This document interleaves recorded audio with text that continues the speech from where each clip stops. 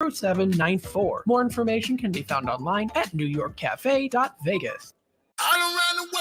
Oh yeah, it's Globetrotter game time. Get ready for the Harlem Globetrotters 2023 World Tour.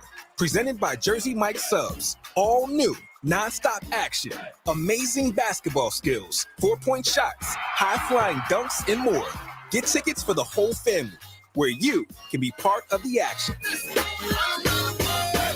Playing Thomas and Mack Center on February 23rd. Go to harlemglobetrotters.com. Freshly baked breads and rolls is what I specialize in, but I also enjoy baking desserts. Are you looking for some fresh jalapeno cheddar buns? Or how about some ciabatta and soft pretzels? Hi there, my name is Katura, owner and baker at Santura. Need rolls for a barbecue? Or just because you want some fresh baked bread? You can order online at santurabaking.com. That's SANTURA baking.com. I pride myself on customer service with personalized attention. Hungry for the best barbecue in Las Vegas? Come out to the infamous barbecue and meat market, John Mole's Meats and Roadkill Grill in Las Vegas. John Mole's was featured on the Food Network's Diners, Drive-Ins, and Dives. Now take home delicious meat selections for your grill, and while you're there, grab a bite of the best barbecue in Las Vegas. With 2 locations now at Tom and Gowan or on North Decatur, you're sure to find the perfect meats for your next barbecue or party. Find us online at johnmolemeats.com.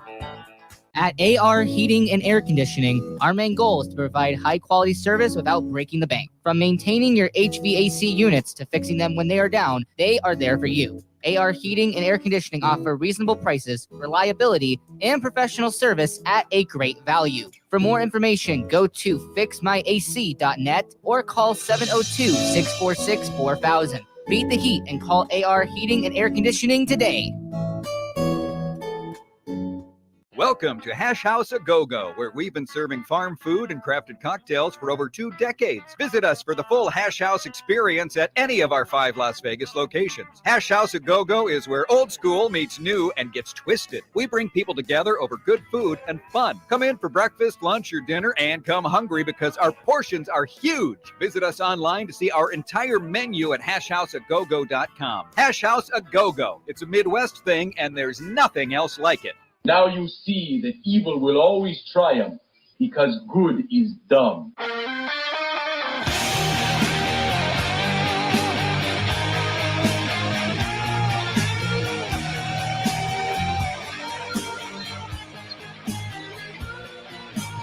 Let's go away for a while, you and I, to a strange and distant land, where they speak no word of truth, but we don't understand anyway.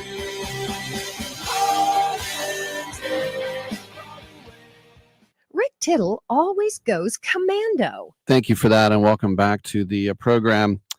One little baseball note, not a secret. We thought he would, but Manny Machado has announced that he's going to opt out of his contract with the Padres at the end of this season, which would be halfway through. He would leave $150 million on the table. He's going to turn 31 in July.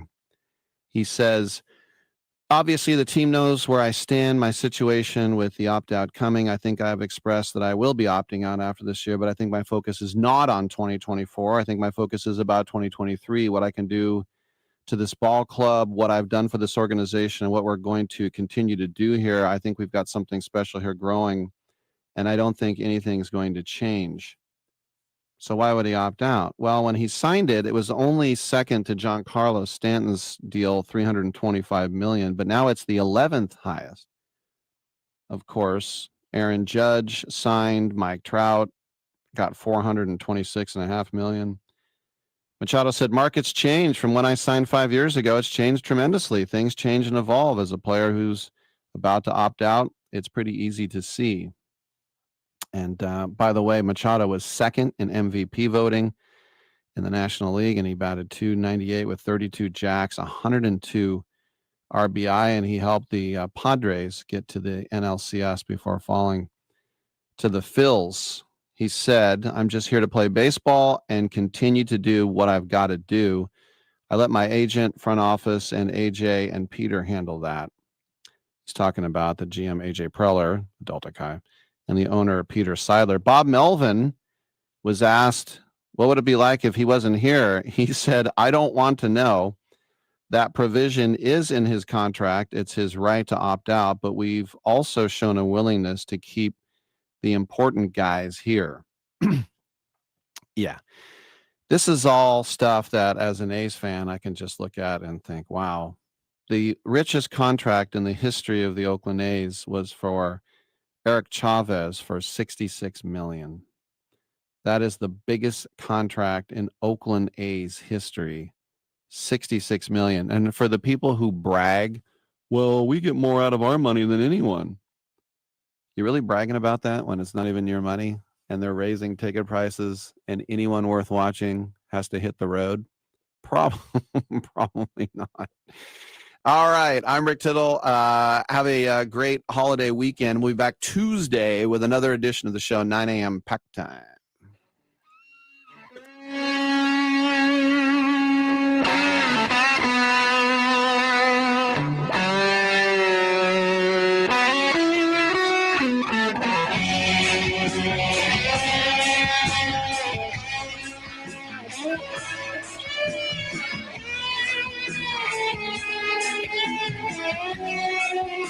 Yeah, man, I hope we don't have brain damage.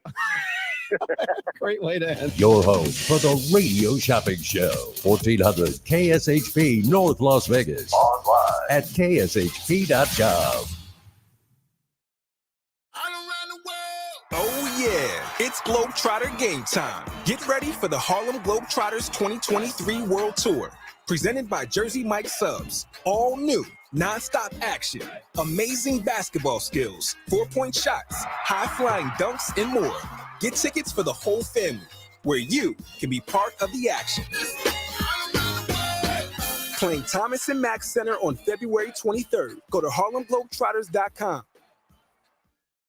The views and opinions expressed in the following program are those of the program's participants and do not necessarily reflect those of station staff, management, and advertisers. It's time for the most interactive radio program in Las Vegas today. It's time for Pushing the Limits with Brian Shapiro. Brian will talk sports, politics, entertainment, and anything that matters to you. Feel free to call Brian at 702-221-7283. You want answers? I want the truth! Now, Pushing the Limits, here's Brian Shapiro.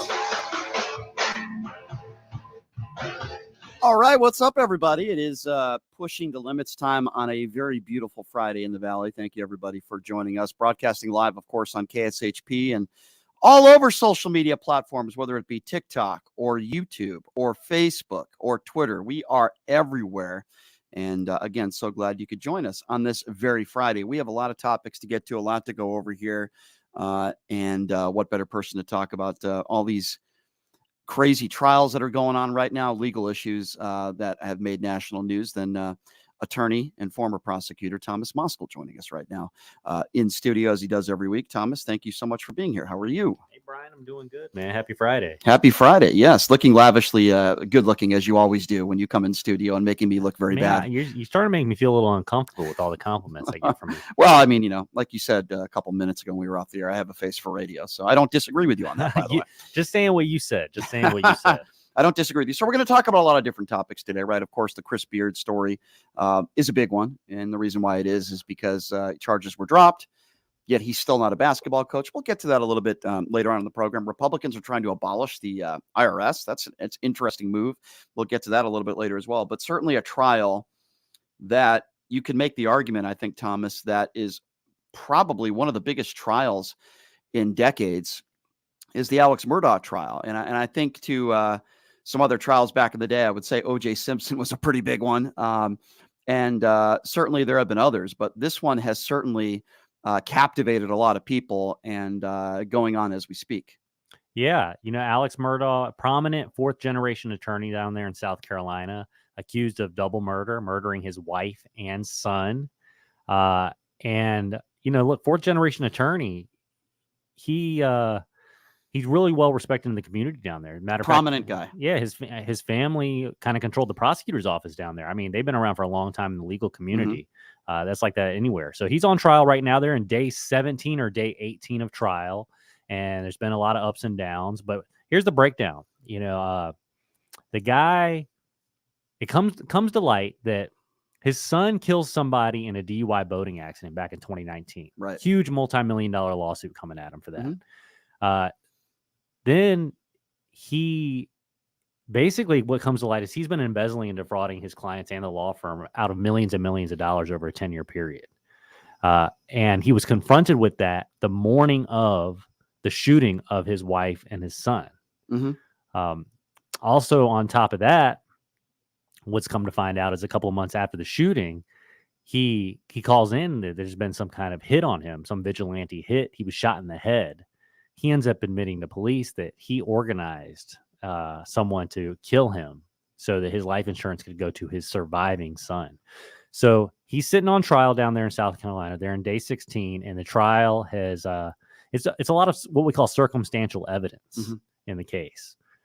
So I would say Alex Murdaugh, when he was first taken into custody, not taken into custody, but interviewed, he was giving statements to police. And of course, what's come to light is they've downloaded the cell phones of his son. They've downloaded his cell phone. They've looked at all the phone records, GPS locations, talked to all the witnesses in the case.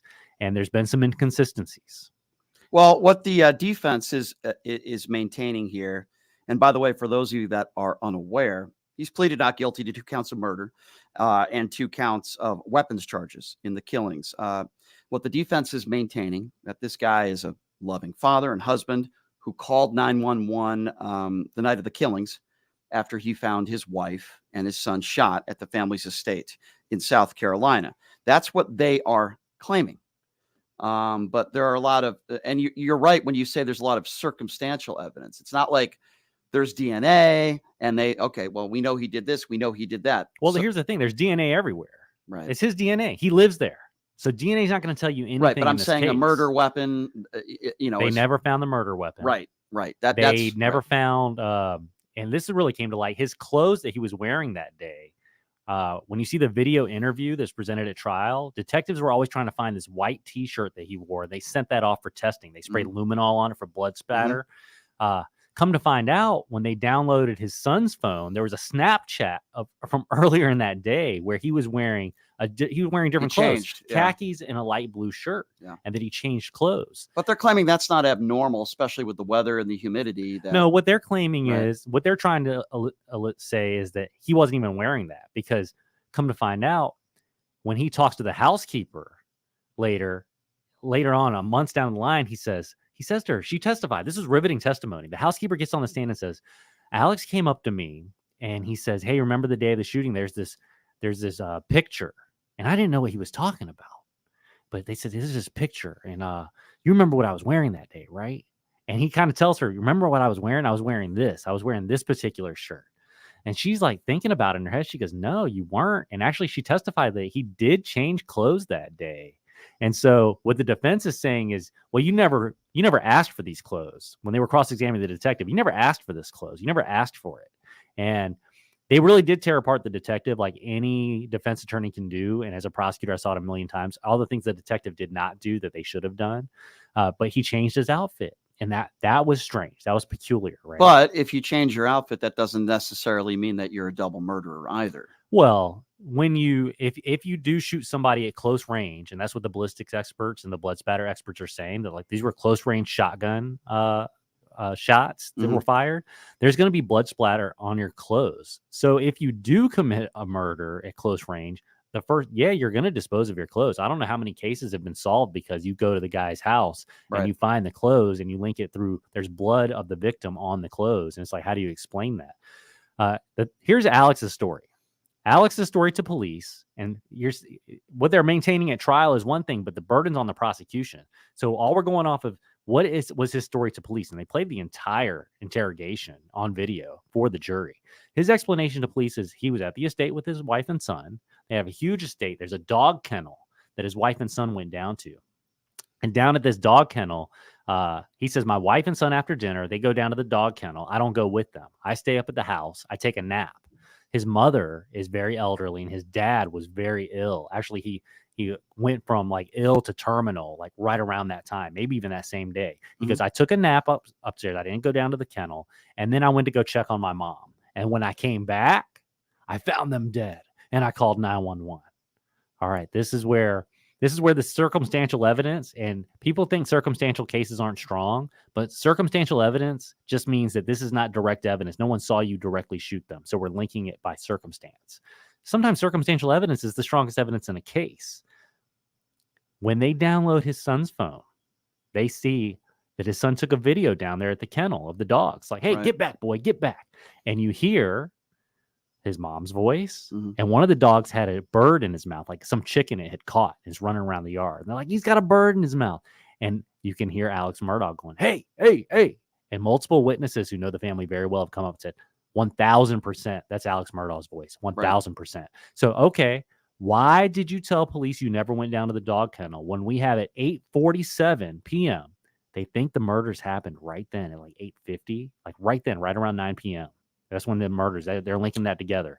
They go, how are you down on a video at the dog kennels right before the murders happened? And then you told police in your interrogation you never went down to the dog kennels. And they had friends of the family that testified, I recall, and they all said beyond the shadow of a doubt, 100%, that's Alex Murdaugh's voice. Oh, several. Yeah. That's his voice. That's his voice. That's his voice. And it wouldn't be anybody else. So then you have that. And then he does go to his mom's house, right? And so he says, hey, I was at my mom's house. Basically, they provided a notice of alibi. I was at my mom's house checking on her at the murders, and then I came back. Well, you're down at the dog kennels right before the murders, and now you're saying you're at mom's house for 40 minutes to an hour. Well, he talks to the housekeeper at his mom's house, and the housekeeper testified the other day. She gets on the stand and she goes, yeah, he was there for like 20 minutes. And, now look, could you be mistaken of 20 minutes or 40 minutes as a housekeeper? Yeah. But Alex needs it to be 40 minutes because 40 minutes means I was not at the murder scene. I have an alibi. She says 20 minutes. They download his OnStar from his car. Guess what? 9:21 to 9:41 is when your OnStar was driving away from there and then leaving. So the 20 minutes is corroborated by OnStar. Guess what?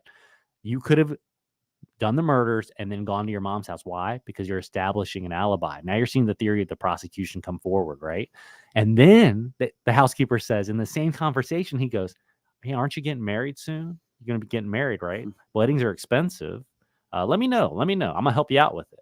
And then he actually told her, if anybody asks, I was here for 40 minutes. Yeah, very bizarre behavior. I mean, come on. Now you're sitting there going, all right, how do you explain this away? Thomas, I believe that he killed his son and his wife. Okay. I believe this happened. The problem is, and I'm not saying you can't be convicted without a murder weapon. I'm not saying you can't be convicted without other evidence that clearly has not been provided by the prosecution in this case. I do believe he's guilty. However, we don't have a murder weapon. We don't have the clothes that he was wearing allegedly when the murder took place. That's an issue.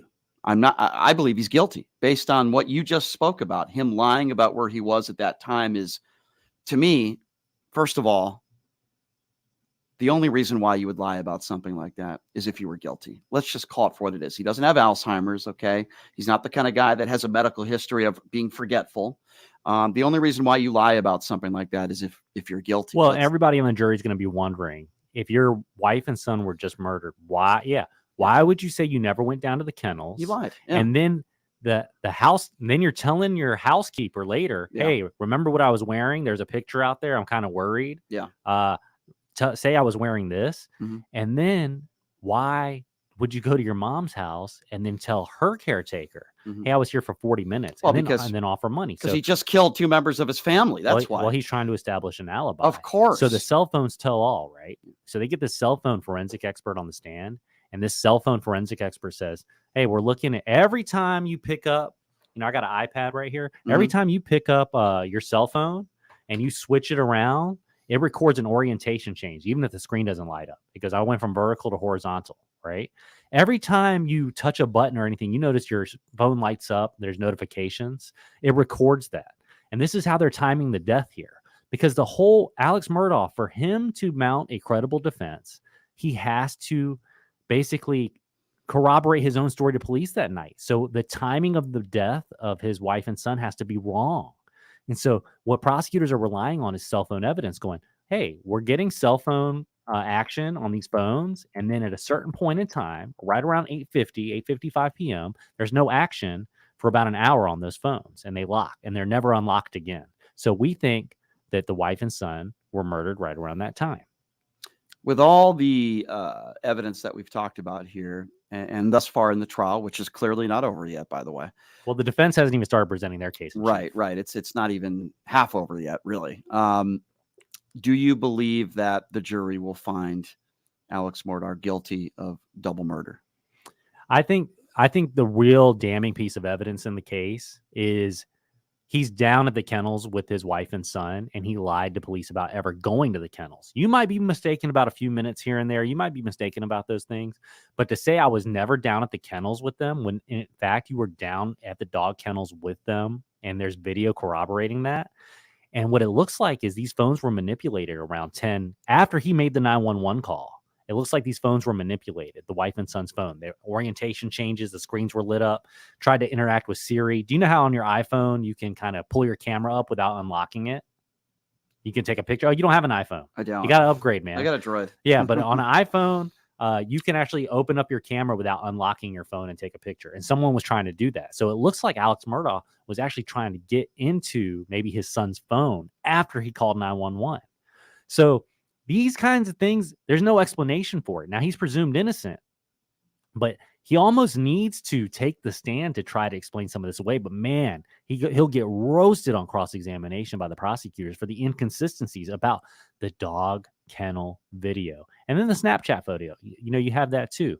So what comes to light is the CEO from his law firm testifies that we started finding out that there's a lot of money missing, millions. We're talking 7-8 figures, millions are missing. And I confronted him, and it was the morning of the shootings.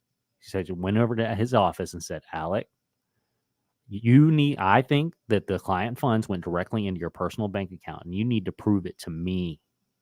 Prove it. Disprove that right now. And then he just kind of said, yeah, I'll be on it. I know you're wrong, da-da-da-da-da-da.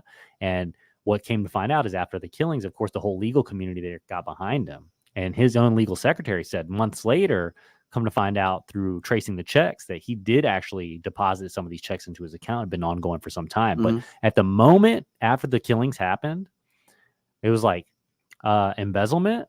The law firm was like, what embezzlement? Like they were worried about his mental health, his emotional health. Mm-hmm. They were coming to his defense. And so that's the theory of the prosecution bringing in. They basically brought the whole thing into this trial, and he admitted that he stole the money to police after this. He admitted it completely. They brought this all into the trial, saying his motive for killing his wife and son, because this is what it comes down to, right? This is a whodunit. Was it Alex Murdaugh or not? So what would be your motive for killing your wife and son? And what they're trying to say is, well, he had these financial troubles. He had the lawsuit that was coming down, and then he was getting caught by his law firm, but there's no life insurance money. Mm-hmm. So it doesn't really make sense, right? So what the prosecutors are trying to say is he was just trying to buy himself some time. He was panicked, and he was trying to delay the lawsuit, and also trying to buy himself some time, his law firm coming after him. So he decided to kill his wife and son. And then since his son was really the culprit in the DUI boating accident, maybe that would have been deflected somewhat if his son was out of the picture. This to me represents one of the biggest issues in the case for appeal, legal reasons. The judge allowed this in because you're not allowed to try somebody like, let's say you commit an armed robbery. I can't just bring in, some theft case that you did 3 weeks prior, unless there's a reason for me to bring it into your armed robbery case, mm-hmm. because you're just painting you as a bad person. And so the reason the prosecution gave is like, it goes towards motive and it goes towards ID. And the judge says it does. But I haven't seen appellate courts really frown on bringing past crimes in, or past bad acts is what we call them, unless it's really probative on an issue in the case and it's not unfairly prejudicial, meaning the jury's not going to look at you like you're a piece of scum because you're doing this bad stuff, and now we're going to convict you on this crime. And I haven't seen a lot of case law where it's easy if there was life insurance proceeds. It's like, of course, he needed the money. Okay, we're bringing this in. Right. But he didn't stand to benefit financially. So the theory is that he's deflecting attention by killing his wife and son. That is going to be a big issue on appeal in this case. If convicted, and it looks like, based on the evidence I've seen in trial, that he will be convicted. But look, there's 12 jurors, and you're right, they didn't find a murder weapon. But that could be a basis for reversal. Where courts love to reverse cases for trial judges mistakenly letting in really bad stuff. And so what the trial judge did say is, we're not going to let you bring in the 2 months after the fact where he organized the hit on himself. We're not going to let you bring that in. Prosecutors wanted to bring that in too. I read an article that he was spending upwards of $50,000 a week on drugs. Yeah, $50,000 a week or That's a lot of money. $50,000 a month. There's no way, Brian. I mean, I'm not in the drug world, and I know he's prominent, so he's like getting the good stuff. $50,000 a week on drugs? It's a lot of money. On drugs? How much drugs can you do? Well, it's not like he had a pill problem. It's not like he was going in like drugs and hookers. He was home. Yeah.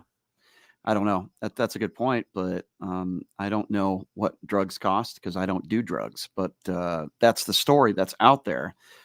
Clearly, he had an issue with taking a lot of pills, but $50,000 does seem a bit excessive. A week? He's spending $200,000 a month? It is. But the defense is going along with this because here's what they're trying to say. They're going, he admitted he stole the money from the law firm. He admitted he stole money from clients. He admitted that he has a big drug problem. Okay. And I don't know if you ever seen Devil's Advocate with Keanu Reeves. I did. All right. Well, you remember the guy who used to play coach. Yep. And he was the bad guy, right? Yep. And what did Keanu Reeves start out with? He goes, I don't like my client. Mm-hmm. He's this, he's that, he's this, he's that, but he's not a murderer, And that's kind of like what they're going with. Like, he was honest about all this. But I'll tell you what, here's what really this is a bombshell a couple days ago because the judge said you can't bring in the stuff about the roadside shooting that he organized on himself. You can't bring that in, right? So the defense gets up in cross-examination of the lead detective in the case and starts poking holes. They're starting to plant the seed for there's alternate suspects you did not investigate, right? Mm-hmm. That's a good defense strategy, right? Mm-hmm. If it's not Alex Murdaugh, who was it? And so you attack the police by saying you didn't investigate all the leads. You just focused in on Alex Murdaugh, and this is who you came after, and you did A, B, C, D wrong. But look, there's other people. And they start saying, well, you knew he had a drug problem, right? They go, yeah. And you knew he had he owed people a lot of money. He owed some bad people some money, right? He goes, yes. He goes, all right. One of those guys was this guy, Cousin Eddie. Cousin Eddie is the guy who actually did the roadside shooting on him, that organized it. Cousin Eddie's like part of the Aryan Brotherhood or something, and he's connected to these drug dealers. And so they're going, all right, so Cousin Eddie, did you ever download his cell phone? No. Did you ever investigate all the drug dealers that you've known in this gang that they could do a vigilante hit and send a message to Alec Murdaugh, we want our money? And the officer's like, well, the detective's like, well, no, they weren't. The word on the street was, and look, this is that they weren't worried about getting their money because Alec Murdaugh got money. They're going to get their money, right? And so they weren't worried about that. But what happened is, look, the detective knows before he gets on the stand. The defense attorneys know. The prosecutor knows. Look, this whole thing about the roadside shooting can't come in. So even the detective on the stand, he's like watching how he's answering stuff because he knows I don't want to jeopardize the prosecution here. And the judge said we can't talk about this. But the defense is really creeping around saying all these alternate suspects. And so they go for a break, they go for lunch, and they come back from lunch. And the prosecutor goes, Judge, before they continue their cross-examination, man, I think they opened the door to this roadside shooting. And the judge goes, I agree. You tried to dance through the fire. And because here's the thing. Let's say we're in a trial, you and I, and I'm defending you, and we do a motion to suppress the search of your house where they found all these drugs. And I win the suppression motion. The search, the warrant, they didn't get a warrant. They shouldn't have been in there. The drugs don't come in. Okay. All right. We go to trial. That's a huge win for us. They can't bring the drugs in, but they think they have a case against you some other way. Well, I cannot now insinuate through my opening argument, through my questioning of witnesses at all, that you did not have drugs found in the house. Like, I can't go up there and go, so detective, I mean, it's not like you didn't recover drugs from the house, right? All of a sudden, it's like you just opened the door to it. It's one thing to suppress evidence. It's another thing to lie to the jury or misrepresent what the real facts are. So now that he's going all these alternate suspects, it's like, bro, these aren't alternate suspects. We know Cousin Eddie didn't do it because Cousin Eddie was the shooter in your roadside shooting who you worked with to try and get your life insurance money. And you know all these gang members. There's this huge relationship there. So the prosecutor comes back from lunch and says, they opened the door. They opened the door. And the defense did. And it was a huge mistake. And I've seen it a million times. I've seen it a million times from defense attorneys. Because they're trying to establish their defense. But in trying to do that, they try to dance through the fire. And I've been in trials where prosecutors, we sit back and we're like, oh, this questioning, they're opening the door and we're chomping at the bit as a prosecutor. You're going, oh God, we wanted this evidence in so bad. And maybe if the judge had just let us bring it in originally, it would be an issue on appeal, like the fraud, like the financial fraud stuff. But when you open the door to it, you can't put a fraud on the jury. Right. So now it's like, it's wide open. But what was really funny, and I've seen these prosecutors make a lot of missteps, is the prosecutors come back from lunch in the middle of cross-examination, go, Judge, he opened the door. He opened the door. He opened the door. And the judge is like, okay, he's in the middle of cross-examination.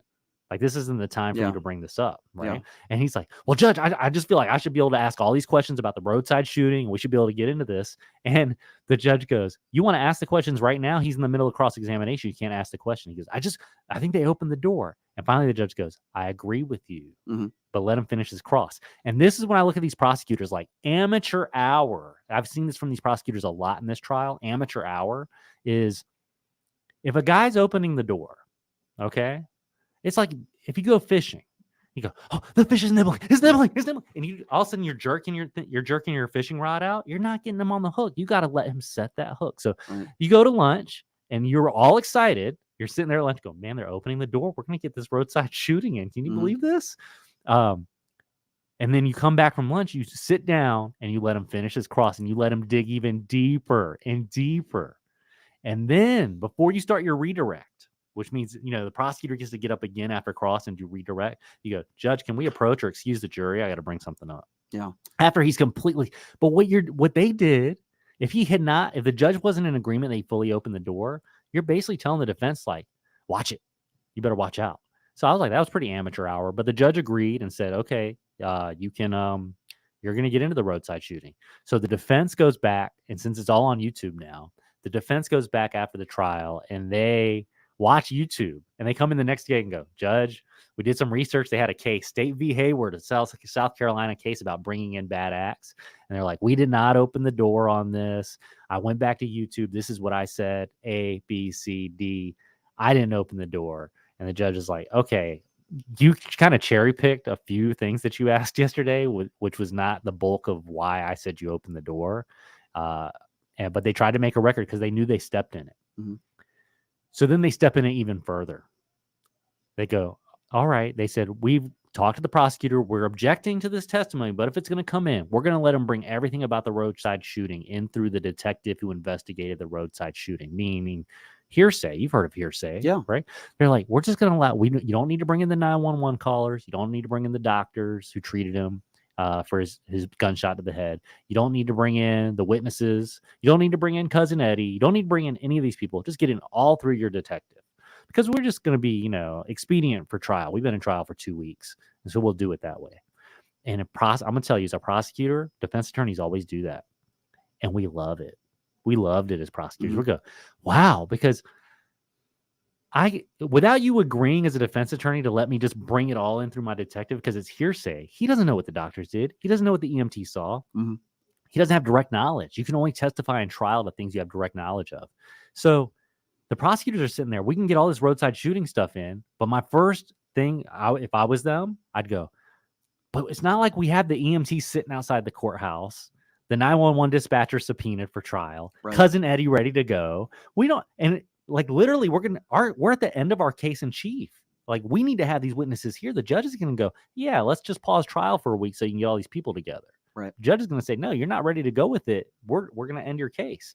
And so you're sitting there like, damn, how am I going to get these people in? And then the defense goes, so you go over there and go, hey, and this is what prosecutors do. It's called sliding the ball past the goalie, right? You go, hey, it's like, look, man, we're in trial for 3 weeks. Do you want me to bring all these witnesses in? It's going to look so bad for your guy when I bring all these witnesses in. I just come and get it in through the detective. And the defense goes, yeah, that's fine. That's fine. And so the prosecutor, this was not amateur hour. The prosecutor gets up and says, I just want you to know, Judge, that we're in agreement with all this. The defense says, yeah, we're in agreement with everything. We're objecting to the testimony coming in, but if it's going to come in, we're in agreement to how it's going to come in. And the prosecutor goes, just for the record, this is a tactical, strategic decision on the defense. So on appeal later, it's like, hey, because post-conviction attorney is going to look at that and go, how could you not make them bring all these witnesses in and do it the right way? Because they might not be ready to do it. So the prosecutor did a good move there. When you see it really come back to bite them in the foot is today's testimony. Okay. The detective from the roadside shooting comes on and he testifies. The prosecutor gets everything he wants out of him. And the defense goes up to cross-examine him. And the defense thinks, I'm going to be able to cross-examine him on all the issues that you were able to ask him questions on. And the defense says, so basically he was shot in the head, right? And here's how detectives are on the stand. You know, they know you're trying to basically blow up their prosecution. So as a defense attorney, the detective's never going to give you an inch on anything. So he goes, I just know what the doctors were saying. He goes, okay. So the defense attorney's like, you're not even going to agree that he was shot in the head here. Did you review the medical records? I did not. No. And he goes, well, yeah. The detective goes, well, I believe I did. He goes, all right. Can I approach? I got the medical records right here. Take a look at this. Oh, jeez. And so this goes on for 20 minutes. Yeah. Finally goes, would you agree the medical records state that he has a gunshot to the head? And the guy goes, well, I'm not a doctor. I can't read these medical records. So do you think he even reviewed them? The detective? Yeah. At some point, he probably looked at Probably them, just skimmed them over. But yeah. here's the whole point. He doesn't have he's not a doctor. He didn't diagnose. So he can always fall back and say, I saw a laceration to the back of his head when I got to the hospital that would have been consistent with a gunshot wound, but I'm not a doctor. And now the guy's like, the defense attorney's like, listen, all right, did you ever tell Alex's sister that he was shot in the head? And the detective's like, and he goes, it's a recorded phone call. I could play it for you right now. And the detective's like, well, I mean, I'm not disputing that it happened. I just don't remember recalling actually telling her that. He goes, I'm not disputing that Alec was shot in the head. And after 20 minutes, the defense attorney goes, I mean, I think we're having a problem communicating. I mean, it took you 20 minutes to finally say that he was shot in the head. That's all I'm trying to get out of you. And this is how the detective was for all the testimony. Right. And so not only did you let the prosecutor get all in through the detective, now all your modes of cross-examination on this detective are frustrated by a guy who is a professional frustrator on the stand of defense attorneys. And it's a big misstep by them. I mean, Jesus. Yeah. But I would be remiss if I said I didn't see that happen all the time. But you would think in a trial, I understand when a defense attorney wants to get back to his office to sign another client. But this guy, Harpootlian, and his co-counsel, I mean, this is like trial of the year for them, maybe trial of the decade for them. It's on national TV. Everybody's watching it. Right. If this trial has to go another week, make it go another week. You make the prosecutor bring those witnesses in. Because if they can't bring the doctor in, well, guess what? A lot of this stuff from the detective comes in after the fact. He doesn't have personal knowledge of anything. So a huge misstep by the defense. I don't think that's what's going to lead to his conviction. But the fact that they opened the door to this coming in, then they let the prosecutor just squeeze it in the way he has. I'll call it. It's amateur hour again. I do believe that he will be found guilty. I believe Murdaugh will be going to jail for the rest of his life. Maybe parole, possibility of parole in 30, 40 years. But that's what I believe is going to happen. We'll have to wait and see what happens because, as I said, we're barely halfway through this trial. The defense hasn't even had an opportunity yet. So, well, let me tell you this. What do you think about this? They get the blood splatter expert guy and the ballistics and everything to show. And I don't know. Do you shoot firearms? Have you ever shot a shotgun? I have. Okay. Yep. That shotgun stock has to be right up against your shoulder, right? Okay. These things kick like a mule. So the son was shot twice with a shotgun. And so one trajectory was parallel to the ground as if you were holding it the stock to your shoulder, the way you should. The second shot looks like it was coming from an angle down low. And the defense really made a big point of this when they were crossing the blood splatter expert, Dr. Kinsey, that it was a low angle. And everybody who shot a shotgun knows, like, you would never shoot a shotgun from that angle. And the Right. prosecution's trying to say, well, these shooting scenes are fluid. The victim's moving, the shooter's moving, but they made a big point of that second shot coming low. And what they're trying to say is this is the kind of how they're trying to paint this picture is, look, maybe there was multiple shooters there. It wasn't Alec Murdaugh. He was not on the property. Multiple shooters came in, because why would you have those two very, very distinct angles? The first guy, if he's shooting up top, why would his second shot come to where he's almost holding it to where he has to crouch down to where he has to shoot at an upward angle? Right. And so that's kind of what they're painting. So what do you make of that? As far as the shooting angles go, I'm not really a professional. I understand what they're trying to do.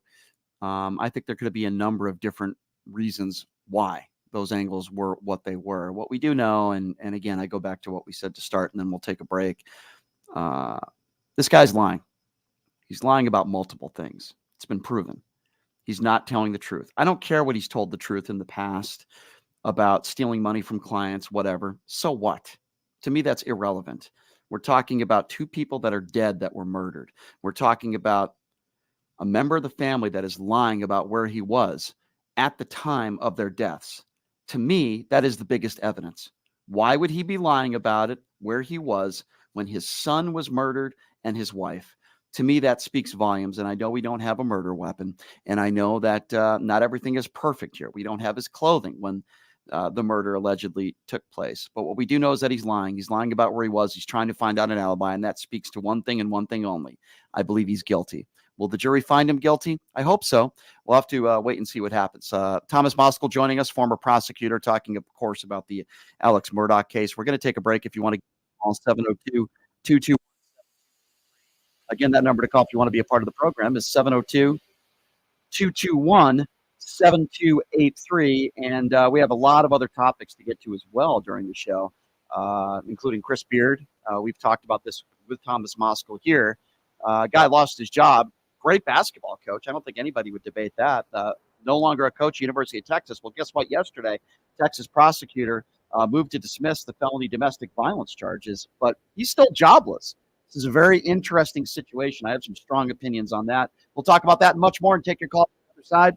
You're listening to Pushing the Limits right here on KSHP.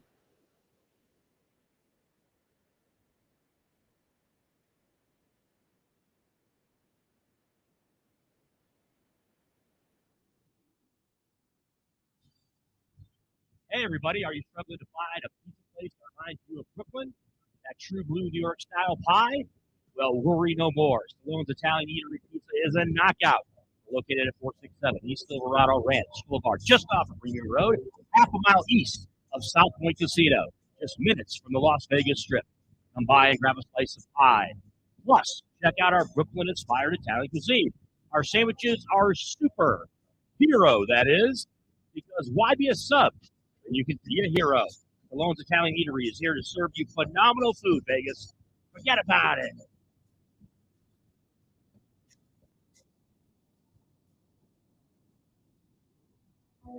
Hey, everybody, it's Brian Shapiro from Pushing the Limits. I want to tell you guys about Sahara West Urgent Care and Wellness. They're conveniently located on the southwest corner of Sahara and Jones. They're open Monday through Friday, 9 a.m. to 9 p.m., and Saturday, 9 a.m. to 5 p.m.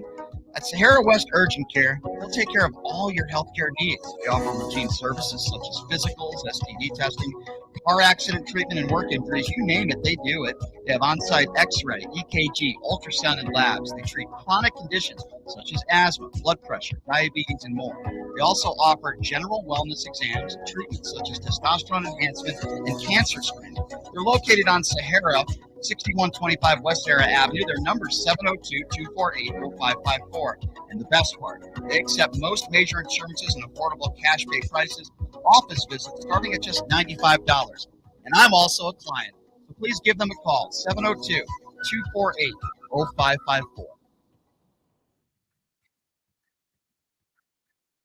Look, it's impossible for the average person to find a great attorney out there.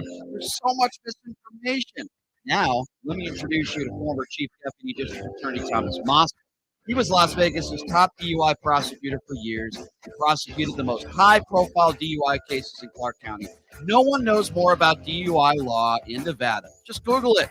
If you get charged with DUI, whether it's a misdemeanor or even more importantly, a felony, you need Thomas Moskal representing you. His relationships with the prosecutors and judges, and his knowledge of DUI law to work for you. So give him a call now or text him at 702-848-5555. It's your life and liberty that's at stake. Don't wait. Call now. That number again, 702-848-5555.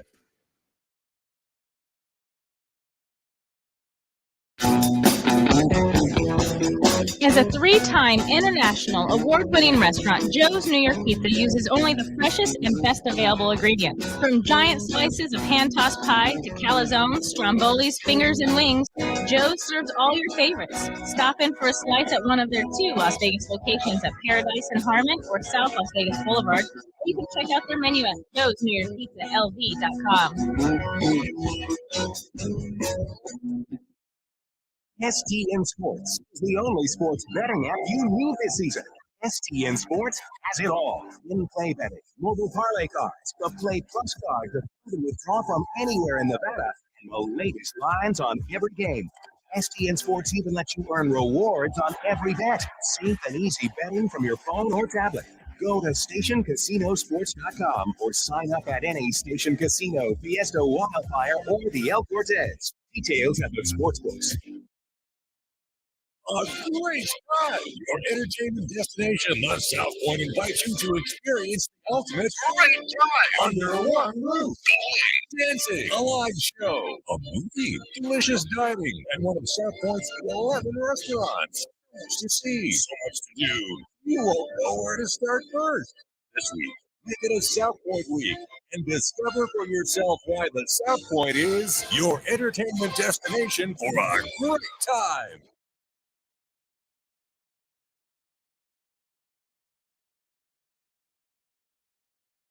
All right, welcome back to this on Friday. We got former prosecutor Thomas Moskal in studio. I wish I could tell you guys that we have all these great sporting events in Vegas this weekend. We kind of don't. No NFL. It's kind of depressing. No NFL. Oh, we do have Vegas Golden Knights. We got some NHL. No NFL. No college basketball. But hey, March is right around the corner, so I'm certainly looking forward to that March Madness. We're talking about the Alex Murdaugh case, of course, and it's a big trial, televised a national audience. And like we said, the defense hasn't had an opportunity yet to speak their case. But you know what's funny? That his name is Alec Murdaugh. Yeah, you never want your client to be named Murdaugh when you're on trial for Murdaugh. That is true. You know, they're like, no, it's a bad last it's name. Murdaugh. It's Murdaugh. It's like, oh, sorry. If I was a prosecutor, I'd go, Mr. Murdaugh. Mr. Murdaugh. I would be saying it all trial, man. That's true. It's a bad last name. I object, Your Honor. My client Murdaugh is It's innocent Murdaugh. of murder. Yeah, sorry. That's not Sorry. a good last name. So if it's okay, I want to dive into some other legal topics with you. And one of them is, of course, Chris Beard. And the reason why I wanted to bring up Chris Beard is because, well, first of all, Chris Beard was the head UNLV basketball coach for like a week. It's about all the time it lasted. But big national news a few months ago, and we've talked about this case, the domestic violence charges that were against this man. Now, happens to be a very successful basketball coach, right? He's won a lot of games. He's at University of Texas. And based on the evidence and based on the police report, it does appear that he and I believe it's his fiance, got into a skirmish, a physical altercation, a domestic dispute, where the claiming on the police report was that he bruised her, he strangled her, so on and so forth. What happens? The University of Texas fires Chris Beard. Chris Beard's fired.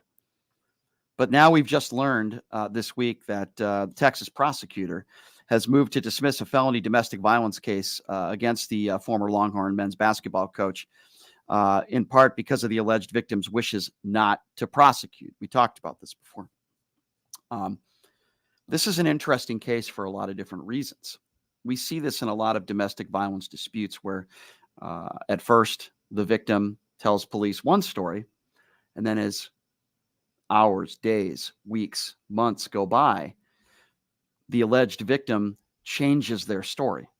And it is very difficult, not impossible, but very difficult for a prosecutor to prosecute especially on a domestic violence charge. When the alleged victim says, no, that didn't happen now, and changes their story a little bit, that Yeah, appears to be. it's kind of tough when you go to trial and the victim in the case gets on the stand and goes, yeah, no, he didn't commit the crime. Right.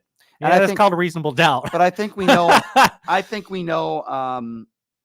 What happened here, for the most part. I think you jumped to conclusions on this, though. No, I don't think so. I mean, I'm an opinionated talk show host. You're, again, I'm not speaking. You think he did it? Well, I'm going to be completely honest with you, and I know that you're coming from the legal perspective. I speculate a lot, and I put a lot of opinions out there. My personal opinion is that Chris Beard, even if he was acting in self-defense, he could have walked away. He could have left the house. Instead, he stayed there. I do believe he strangled her. I do believe he bruised her. Okay, even the statement to police that night, she didn't say she was strangled. That's what police alleged. No, they never said strangled. In the police report, when they you said use that the he word put his strangled, hands around her neck. When you use strangled, you're saying that, yeah, hands around the neck, like being choked. Well, in the police report, they said that they believe that he put his hands from behind around her neck. No, it was more of like a chokehold. More of like, yeah, a little Okay. headlock. So when you say you believe he strangled her, you're like, oh, he's like choking her out. And even her statement to police originally, which she says she didn't even say, she said she didn't even say that to police. She says, yeah, it was like for half a second. All right, so if it was a chokehold, if I grabbed you for fine. half a second, would you come out the next week and go, Tommy strangled me? Well, it depends. What? I literally did this for half a second. It man. depends on the circumstance. The claim was that she had bruises on her body, that he dragged her across the room. Here's the bottom line, and again, in my opinion, you never put your hands on a woman. If he wants to claim self-defense, he should have just left the house. There's plenty of other things he could have done to get himself out of that situation. He didn't do it. He also, Can a man defend himself against a woman? Yes, absolutely. Are you allowed to do it? Absolutely, but I don't believe this was 100% self-defense. I believe there was negligence on his part. But what you're saying is, even if it was self-defense, I mean, like, here's the thing. The allegation from her in the police report was he drug her off the bed, right? And that choked her for half a second with not even the hand. I keep doing this because you said strangle, but it wasn't even the allegation of that. So this wasn't some long drawn out like fight and beating. And so if it was self-defense, can a man not defend himself for 5 seconds while he's being attacked by his woman? I believe, of course. You're supposed to like walk out of the house and just start taking the beating. Well, I don't believe this lasted 5 seconds. I don't buy that for a second. I believe it lasted a lot longer than that. And by the way, if it did last for 5 seconds, why didn't Chris Beard release audio? If it lasted for 5 seconds, the proof would have been in the pudding in the audio that Chris Beard claimed he had that he would not give up to police. If the skirmish lasted for 5 seconds, police could have got it from him. Okay, well, they asked him for it and he denied it. That Yeah, tells then me you one go thing. and get a search warrant. That tells me that he was hiding something. So if the skirmish, even with just audio, not video, only lasted 5 seconds, you'd, for the most part, probably be able to hear that in the audio. So I'm not buying the fact that it only lasted 5 seconds. You don't give audio over to people who are building a case against you. When Okay, the victim in your case, your own wife, is coming out and saying, I didn't tell that to police. He was acting in self-defense. I'm going to sign an affidavit saying that, and that I don't want prosecution. And that, so the question is this: if his wife really said all those things, and she's saying that she didn't, what, the police didn't have their body cams on to record her statements? I mean, that's how you usually do domestic violence cases. All I'm saying is that if it only lasted 5 seconds and it was clearly self-defense, that would have defended Chris Beard. He refused to hand it over to police. When you hand it to police and prosecutors, they go, we're not listening. Oh, it's only 5 seconds. That's self-defense. We're going, oh, that's 5 seconds of evidence for us to use against you. Well, the defense would now be able to... now we're going to be able to say there was a fight. Well, I'm not just going by that, but again, if Chris Beard had no negligence here, I believe he would have turned that over. That's number one. I know a lot of people in the coaching world that know Chris Beard, and they weren't surprised by this event. Again, that's, you could call it, in your terms, circumstantial. But well, I told you in the Alec Murdaugh bit, I said circumstantial evidence can be some of the best evidence. Understood. But here's the thing: all they have here is not circumstantial. They have direct evidence. It's the victim's statement after it happened, and then she recanted her statement. She even said she even said police misreported her statement. She didn't even recant it. She said, "I never said that." Well, there's a lot of money here. We're talking tens of millions of dollars in Chris Beard's contract. He's already lost his job. The University of Texas will not be rehiring him. And by the way, I commend them because they have set a precedence, and they basically said, and it's in his contract, you don't have to be convicted of a crime for us to fire you. We can fire you with cause if we think this does not represent the university or represents the university in a bad way. That's number one. Well, I want to say this. I'm not justifying him putting his hands around her neck. I'm saying the police report didn't even say that she said his hands were around her neck. Okay, I just want to make that clear. I'm not justifying that it's okay to choke a woman. I'm not saying that. I'm saying if you're taking the police report, for true, it didn't even really say that in the police report, And the reason why they charged him with a felony is because whenever you do a domestic violence, if there's any kind of strangulation, and under the law, there's a definition of strangulation. And strangulation means you cut off air supply. Even if it's for a millisecond, it can be charged as strangulation. But let me tell you this. When you're prosecuting domestic violence, especially felony cases, and you're going to jury trial, there's good cases and there's weak cases, right? And what we're looking for when we go to trial, when we pick 12 jurors to spend a week or 2 weeks or 3 weeks of their life and all this taxpayer money, we always have to look at a case for jury appeal, okay? And jury appeal means the jury feels justified that they're sitting there. And even if this domestic violence did happen, and even if she had her air circulation cut off a little bit, when the victim gets on the stand and says, no, it was self-defense, and no, he didn't do that, and no, I don't want prosecution of him, the jury sits there and goes, what the hell are we doing here? Why are we doing this? And they might even nullify a verdict. Even if there was some evidence, they go, we're not convicting him of it. His wife doesn't want the prosecution. And I've prosecuted some bad guys where they shot their girlfriend, where it's like, okay, even if the girlfriend gets up there and goes, don't prosecute him. It's like, look, he basically shot you 4 times, girl. Like we're convicting him. That's jury appeal. So at best, if I was a prosecutor down in that office, I'd go, we're definitely not trying him on this felony charge. At best, we go down to a misdemeanor battery, domestic violence, a misdemeanor trial, and try to convict him of a misdemeanor. Listen, the reason why they're not they dismissed the charges is because his fiance and the statements that she has made. Let's call it for what it is. I don't believe Chris Beard is 100% innocent. I believe his behavior. I believe the defense of the University of Texas in firing him. It's an embarrassment to the basketball program and the university. Chris Beard's going to be just fine. Is this going to cost him some money? Absolutely. He was on a huge $20 million contract at the University of Texas. But the bottom line here is this. He's going to be coaching somewhere else. The fact that he hasn't been convicted of a crime means, at least tells me, that he will probably be coaching college basketball somewhere next year. Wouldn't surprise me one bit. Difficult hire still, though, even though he hasn't been convicted of a crime. Still, Chris Beard isn't in the good graces of a lot of athletic directors across the country. Now, I believe Chris Beard did act beyond inappropriately. If people want to say, no, it was self-defense and the fiance doesn't want him charged, okay, this happens every day in this country where there's a domestic violence case. Let me tell you what else happens every day in this country, too, that a girlfriend calls police for domestic violence when it didn't really happen. Sure. Domestic violence cases, you have a lot of guys who did not commit a domestic violence charge who get prosecuted, arrested, and charged. They show up at the scene. Police have under the law and misdemeanors, they're not supposed to arrest people. But for DUI and domestic violence, it's on the books. You must arrest. So domestic violence, there's a cool down period. You're either taking the girl or you're taking the guy to jail. And guess who always goes? The guy. It's always the guy. Yep. And guess who always gets charged? It's always the guy. So when you're looking at domestic violence cases, when it's a he said, she said, and especially when the girl comes out later and says, no, that's not what happened. You have to look at it with a little bit of a side eye and say, okay, is this one of these situations where the girl was actually at fault, called the police on him and said, you know what? I'm going to get you.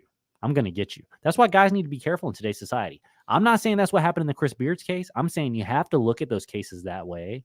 And prosecutors have an ethical duty to not proceed on a case if they don't feel they can prove it beyond a reasonable doubt. You're not supposed to just take a swing as a prosecutor. That's an ethical duty at every level. So, Thomas, I understand what you're saying, and you're right. Every day in this country, I would assume that there are some women that call police and say they were assaulted, and they weren't. I don't disagree with that assessment, but there are also a lot of women in this country that are victims, that are abused every day, and the person who abuses or assaults them also is not convicted. It goes both ways. I am not saying that Chris Beard is this horrific human being that assaults women every day. And I'm not even going to say that he wanted to hurt this woman, but all I'm saying is this: based on a police report, you're basically convicting him in your own mind, and there's never been any actual evidence or testimony taken in this case for you to base that on, other than a police report that you read online and how the news has been reporting it. Mhm. And so, maybe he was guilty, maybe he wasn't. This is a very prominent person with a lot of money and a lot of power. I have no doubt that the people behind the scenes took that into account as well. That's number one. Number two, there is tons of money at stake here. And I believe that is part of the reason why the alleged victim has come forward recently and said, no, I never wanted this to happen. He never did this. He never did that. Chris Beard will be just fine. Chris Beard will be coaching somewhere very, very soon. Why? Because he's a winning basketball coach. I applaud the University of Texas for doing what they did. And I know there's going to be some people out there that are going to disagree with me. Even if you get into a situation like this where the charges are dismissed, it reflects bad on the university. It reflects bad on the men's basketball program. And yes, I am going to stand by my. I believe there is some guilt here with Chris Beard. Very, very difficult to prove, perhaps. Why have they not released the body camera? I find that to be very, very interesting. Why have they not released more evidence and pictures of her body that were allegedly bruised? I find that very, very, very interesting because, Thomas, I believe that if it was you or me, and we would probably never, I would hope, ever put ourselves in this situation. He is Chris Beard. He is a famous college basketball coach. I want to see the body camera. I want to know what his fiance said moments after this alleged assault. Why won't they release the body camera? And I come to one conclusion. I believe the way she was behaving and what she said that night is directly contrary to what she's saying now. And they don't want to release it because it will make them look bad. Let me tell you this. You really, really, really want that body cam? I do. You're a member of the media. I do. You can make a media request down there. I'm sure people have already done that. I'm sure But I'm people. saying I think you could do that if you really wanted to see it. But I'm thinking this. If I'm a defense attorney, which I am now, and I have a client come to me and go, hey, I'm charged with domestic violence, and my girlfriend wants to basically recant her statement to police, I go, okay, I'm not going to support perjury. But if she's really saying that what her statement to police was false, okay, we're going to do it. But if we're going to do an affidavit of non-prosecution, that's what she did. She did a statement under oath, written statement under oath. And she didn't come out and say certain things. But what she did was she said, I'm not refuting that it was self-defense on Chris, that he was acting in self-defense. But she definitely came out and said, I did not say that to police that night. Well, what they put in the report about being strangled, I didn't say that. Okay, well, I want the body camera footage. What I'm saying is this. A defense attorney, and she wouldn't have done that affidavit unless it was absolutely sure that wouldn't come back on her as a crime of perjury. So they've already either reviewed the body camera and it didn't say that, or there was no body camera. And, I'd like to know. And it's not a conspiracy where it's like, oh, they destroyed the body camera. So as a defense attorney, your wife comes to me and says, I want to recant my statement. I go, well, let me look at all the evidence in the case because I don't want you to fill out an affidavit. And all of a sudden they're going, you're lying in your affidavit under oath. It's one thing for you to recant, informally. It's another thing for me to have you fill out an affidavit under oath and submit it to the prosecutor. And it has to be very carefully worded because you're not going to have it that way. So the fact that she came out and said, I didn't say that makes me think that maybe the body cam showed that she didn't actually say that. Well, we don't know that for sure. And Chris Beard is a celebrity. He is a very high profile college basketball coach, or used to be. I'm sure he'll be coaching again soon. And I find it very interesting that of all the members of the media out there that have covered this case, we don't see any body camera. We don't really see any pictures of her body, which allegedly was bruised. I would like to see that. But there's reasons why they're not releasing that to the public. And I think there are shenanigans going on. I do believe Chris Beard did assault her.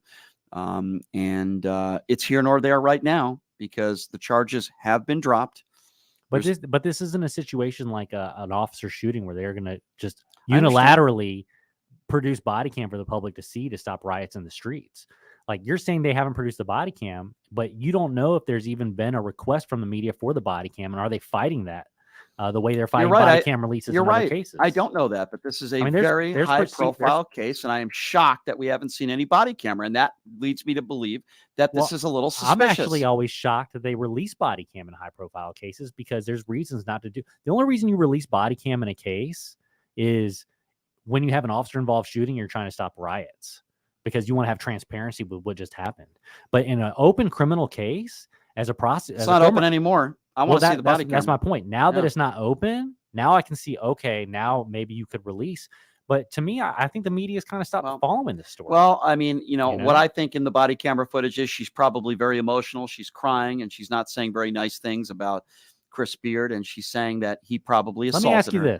Let me ask you this, because I got funny TikTok dads just asked this on the TikTok Live. He Mhm. says, how are police benefiting from protecting a coach who's already been fired from the University of Texas? Why would they do that?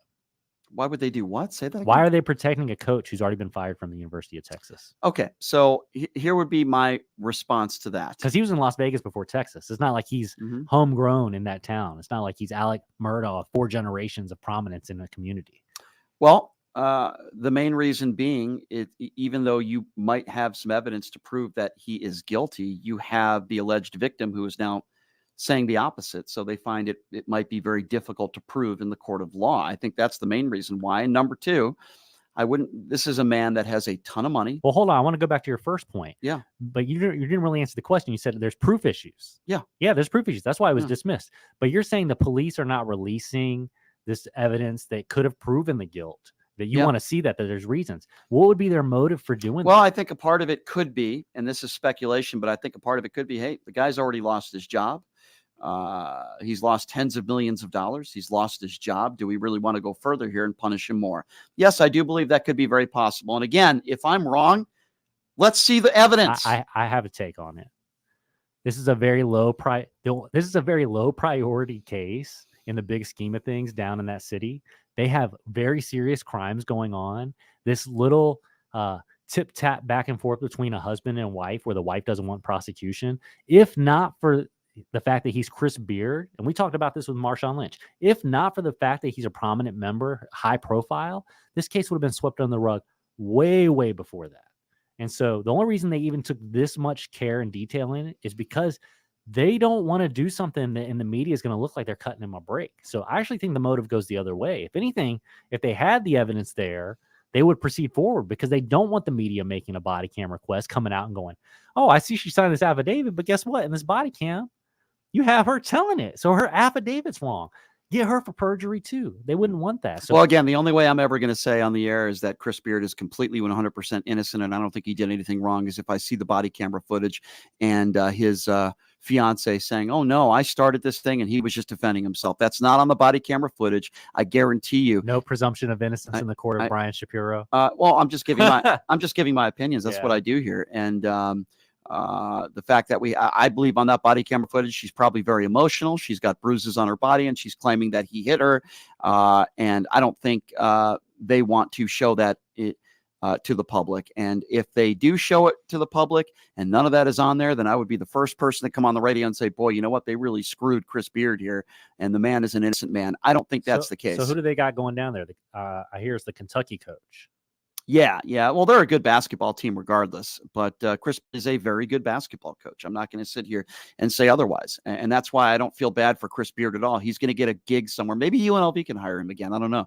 UNLV basketball program not doing so very good right now. I'm joking. Well, when That's I've not looked at gonna all the happen. coach firings, they always seem to land on their feet in an even better gig. Not always, especially in this day and age. Not always.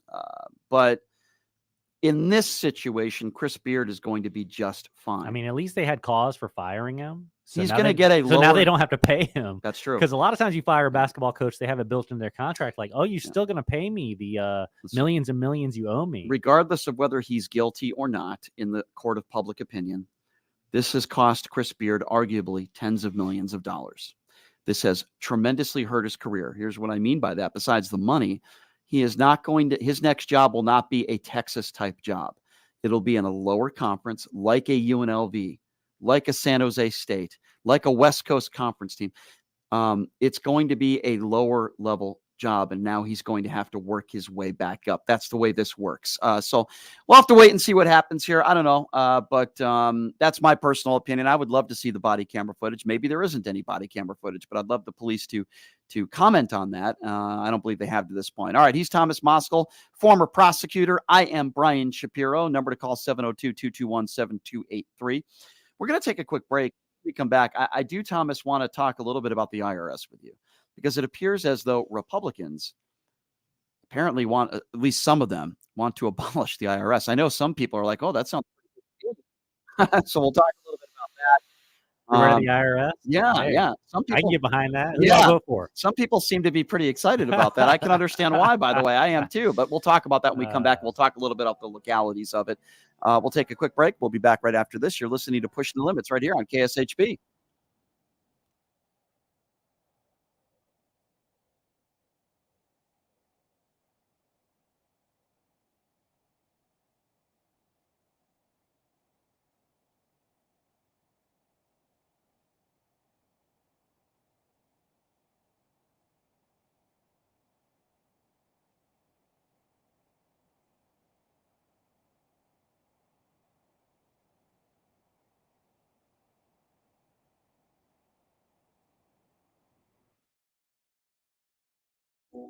Hey everybody, it's Brian Shapiro from Pushing the Limits. I want to tell you guys about Sahara West Urgent Care and Wellness. They're conveniently located on the southwest corner of Sahara and Jones.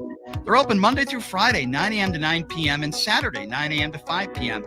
At Sahara West Urgent Care, they'll take care of all your healthcare needs. They offer routine services such as physicals, STD testing, car accident treatment, and work injuries. You name it, they do it. They have on-site x-ray, EKG, ultrasound, and labs. They treat chronic conditions such as asthma, blood pressure, diabetes, and more. They also offer general wellness exams, treatments such as testosterone enhancement and cancer screening. They're located on Sahara, 6125 West Sahara Avenue. Their number is 702-248-0554. And the best part, they accept most major insurances and affordable cash pay prices, office visits starting at just $95. And I'm also a client. So please give them a call, 702-248-0554. Hey, everybody, are you struggling to find a pizza place that reminds you of Brooklyn? That true blue New York style pie? Well, worry no more. Stallone's Italian Eatery Pizza is a knockout. We're located at 467 East Silverado Ranch Boulevard, just off of Premier Road, half a mile east of South Point Casino, just minutes from the Las Vegas Strip. Come by and grab a slice of pie. Plus, check out our Brooklyn-inspired Italian cuisine. Our sandwiches are super hero, that is, because why be a sub when you can be a hero? Stallone's Italian Eatery is here to serve you phenomenal food, Vegas. Forget about it.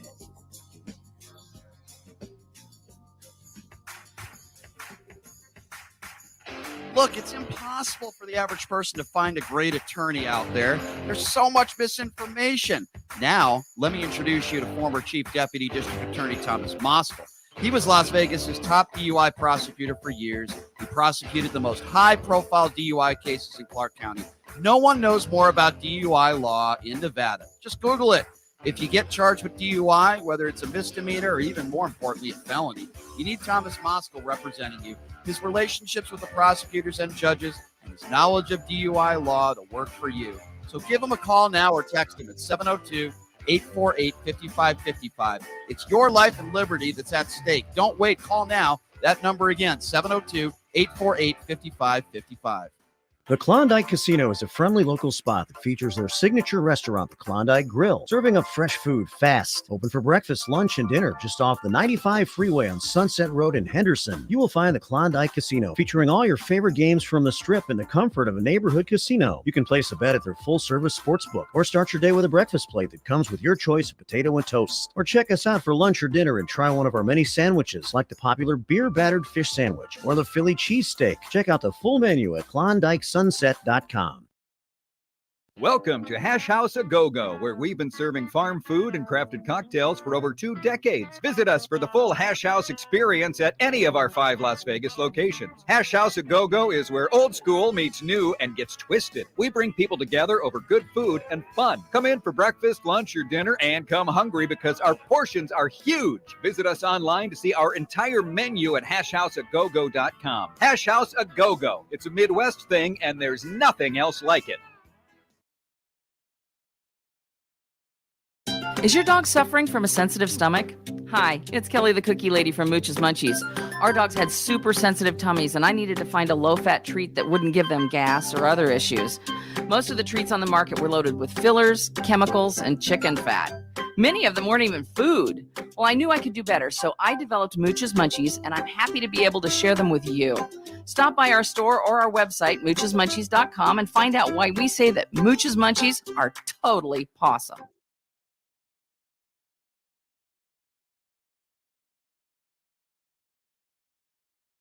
All right, welcome back. It is Pushing the Limits on a Friday. So glad that all of you can join us. Breaking news, by the way, Mark Wahlberg sold his Beverly Hills mansion for $55 million. Figured I would just add that in there. Mark Wahlberg is now an official Vegas local, believe it or not. He lives here in Las Vegas. He bought a very nice home in Summerlin. I heard Tom Brady bought a home in Summerlin as well. I don't know if that's true or not, Thomas. But I'm on the fringe of Summerlin. I'm on the fringe.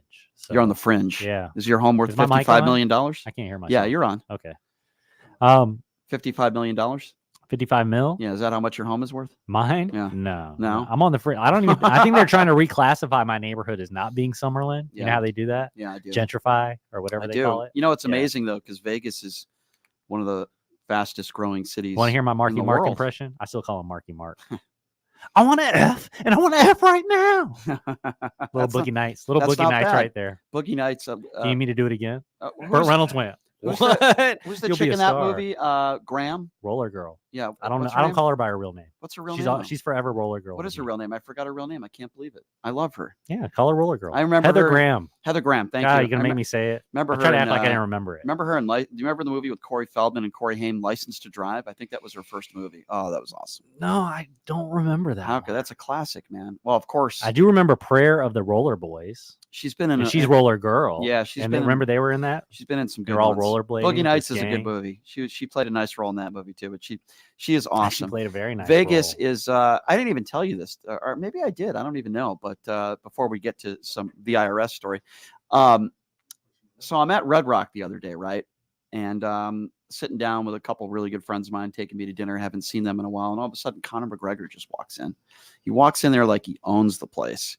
Sits down with his kids and his wife, and You did the Donald Trump jig for Conor That's what McGregor's he walk. looked like. No, he comes. that's what he in. looked like. He comes No, in. so Conor McGregor walks in, right? And I don't see him right away because my back is to him. And my friend Larry goes, "Hey, look at that guy. I recognize him from TV." And I look over, and my immediate response is, "Oh my God, I think that's Conor McGregor." But then I do a double take because he's really short and he's little, but he's You think you could take him? no, he could kill me in one punch. But so I do. He a said double- he said he'd take you out. He won't even use his hands, man. well, I turn around and I Put my look hands at- behind my back, man. I turn around Twist and I you like look a at him. pretzel. I look at Connor, and he gives me this look back, like it was the look of, "Dude, stop looking at me, or I'll knock you out." You know, I know you know who I am. And he would knock you out. Yeah, he gave me He that. didn't even look. care. Like he'll punch a regular citizen. He gave me. I can honestly say that Conor McGregor gave me the look of death. He was like, "Don't look at me. I'm with my family." Yeah. Just a jerk. And He's did just you, a jerk. Did you keep looking? I did, and I looked for a little bit. We were at the end. Well, you're of, good at getting under people's skin. I wish you could have got him to hit you, and then I could That take would've you. been I could take it to court. awesome. We'll do a little lawsuit, try and get a settlement. Let me tell you something, Thomas. I dreamed about that on the ride home. Can I tell you about that? I dreamed about that. I said, "Man, I wish he just gave me a shove." Then I would have like No. dropped- I want teeth knocked out. We No. need jury appeal. Remember, I was talking about this when we go to trial. We want jury appeal, not Listen. a shove. Listen. Oh if- my God, you're gonna be Thomas, like, hear me out. I was in medical treatment No. for a year and a half. They're like, yeah, the surveillance shows a shove. Hear me out on this. Just hear me out. He gives me a shove. I immediately fall to the ground like he shot me. I know this is a I horrible hold trial my case neck. for me. I hold Oh my my neck. God. I hold my head. My neck, my back, I s- my I scream in And my pain. crack. I sell the video. I sell the video for 10 grand to TMZ. I go to the hospital. I call up Mark and I say, Mark, I'm sorry. I think I'm going to be out for the next couple months. I got a really bad headache. Mark's like, oh, that's terrible. What happened? Now, Conor McGregor put his pinky on me. 10 grand. Yeah. That's what you're thinking on a Conor McGregor Maybe attack. more. Maybe more. You're than like, that. Yeah, I get probably 10 more. grand. I'm telling you, this would be hey, if you don't want to take the case, I'll call up my friend Gloria Allred. If you don't want to take I'd it. put I'd put the charging document when for negligence or infliction Thomas, of injury. I dreamed I'd say about this. you were injured. I go to it in the JJ. Does it make me a because bad what person? you just said to me that you would only want to shove for 10K. Yeah, give me a shove. I don't want him to punch me because I could die. Let me make no now mistake. Now my lawyer ears are perking up. I go, yeah, Thomas, exactly. Thomas, if Conor, exactly. If he threw a chair at me, I would take that. You should have done like the Bruce Seldon phantom punch on Tyson. Yeah. Like he almost grazed you, then you drop. Listen, okay. If Conor and then you McGregor look up to see if the ref is like, are you done counting yet? If a guy like Conor McGregor punches me, just one punch, he could kill me. I do not want to take that risk. I don't want a concussion. At minimum, I'd have a concussion. Throw a chair at. We're never going to get a good lawsuit with you. I can tell dreamed. right now. No, you're wrong. I dreamed on the way home. I wish he threw a chair at me or shoved me, because I would milk it. I would. Listen, they do this in LA all the time. Kanye West going after members of the paparazzi. Remember the guy at LAX where Kanye just like grabs his shirt and shoves him, and the guy said like he couldn't work anymore, and the guy made a couple $100,000. See this SMH. Oh, come on. You know exactly what I'm talking about. All these we're trying to go lawsuits. we're trying to go for an 8-figure lawsuit here. You're talking about all right, well, I'm not talking shove about me that. and let me go down to the ground immediately and go, my head. My head. What, you wouldn't want to make a third of that? That's an easy 10 money grand? for you. No, I'm talking like 250. I'm not spending my time No, on I'm a talking $10,000 I'm talking lawsuit about. against I'm not talking Conor about McGregor. 10 grand. I said I would sell the video to TMZ for 10 grand. I'm talking about No, a you couple wouldn't, $100,000 because you selling the video would already be hurting our case. Oh well, that's why I would need a good attorney to tell me that. But I'm just saying that would be a couple $100,000. Come on, don't deny that. If Conor McGregor threw a chair at me and gave me some bruises and I milked it, you're telling me? Man, on that case, for me to take the risk financially and come out of my pocket to get a contingency fee at the end, no. Hold on a second. You're telling me. Hold on a second. You want to pay my retainer up front? You're telling me. And I'll do it. You're telling me that I want a slam dunk, man. You're telling me that if you had video of Conor McGregor shoving somebody to the ground, you would not take that case? I can't believe you wouldn't take that case just for the high profile of it. One of the most recognizable figures in the world. I wouldn't spend my time with assaulting somebody, and you're telling me you wouldn't take the case? Not if it goes the way you're saying, where he shoves and then the he person shoves me goes, to the ground. That's assault. That's lands on the assault. ground and then says, my head, my neck. Okay. Listen, like Conor McGregor has that's like when we hundreds have of this little fender bender. These little car accidents that these personal injury attorneys take to trial.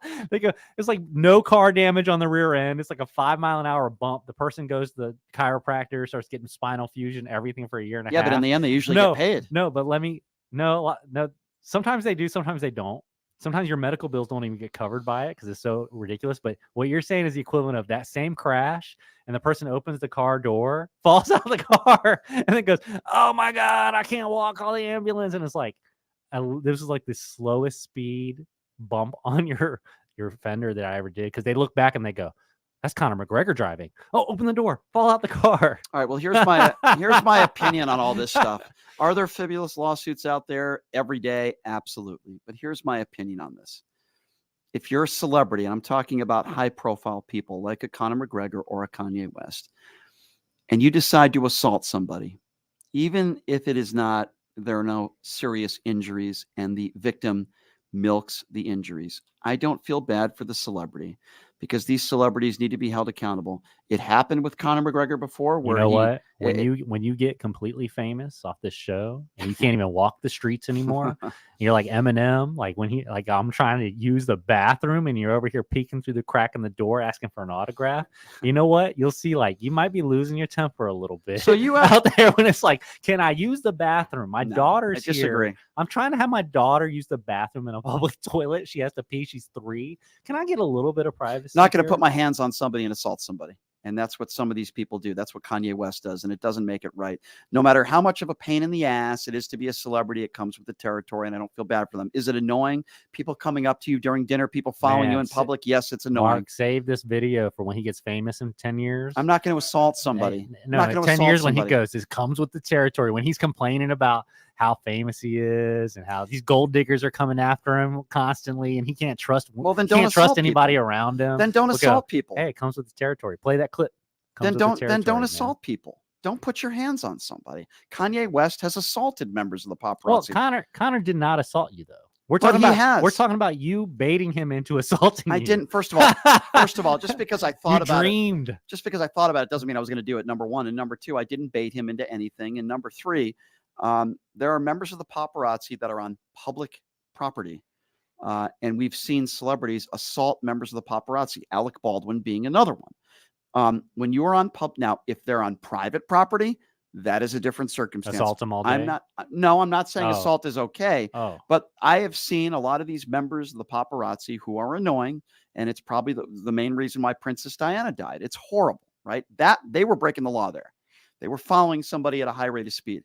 But I'm talking about members of the paparazzi, for example, in LA, that are following, say, Leonardo DiCaprio down a public sidewalk. Guess what, Leo? You're a celebrity, and people are allowed to follow you and take pictures. If you don't like it, tough cookies. I don't feel bad for these celebrities at all, and I'm sick of it. And isn't it interesting that these celebrities want the media when they're promoting a movie or promoting something? Oh, then it's okay. Interview me. I want to talk about my new product that's out. But when they're walking down the street with their family or not, they are celebrities. It is part of the territory, and I think they are whiny bitches, if I can say that on the air. Can I tell you something? A lot of those celebrities, they hate having to go out and promote those things, but it's built into their contract. Oh, I understand. They like to make the movie, but Not then they're always. like, all right, now I got to go and do the whole circuit Not to promote always. this thing. Not always, If though. they could take that part out of their life, they would. I'm not talking about A-list celebrities, but there are plenty of celebrities out there. I'm not talking about the big movie stars in Hollywood, because you're right. In those situations, it's in their contract. I'm talking about people that are peddling a product. Maybe they're B-list celebrities, and they always want to go to the media to push their product, to talk about their product. And Well, that's the difference between A-list and B-list is like, look, A-list is tired of well, they're the already attention. established. They don't need Well, to. no, they're tired of the attention. They would like a little bit of their privacy back, but they can't get it. And B-list is like, no, I want the attention because I'm still trying to get to that point Well, in fame. Guess what? And so When you but when you're talking about Conor McGregor, you're talking about Leo DiCaprio, you're talking about, I mean, these are guys, they can't just walk the street. Well, you know what? Cry me a river, because you can hire people to buy you stuff. You can hire people. If you really want to go hang out in a bar, you can pay the bar $5,000 to rent it out for a couple hours. These people have more money than God. I said, why is Conor McGregor slumming it at Red Rock? Well, should be over the win. Good man. question. For a second, I said, wow, does he have a fight there? The UFC fights are in Vegas this weekend, even though it's at the UFC Center, where it only holds a couple hundred people. The reason why Conor McGregor is in town, I found out, is because he's shooting a TV show here.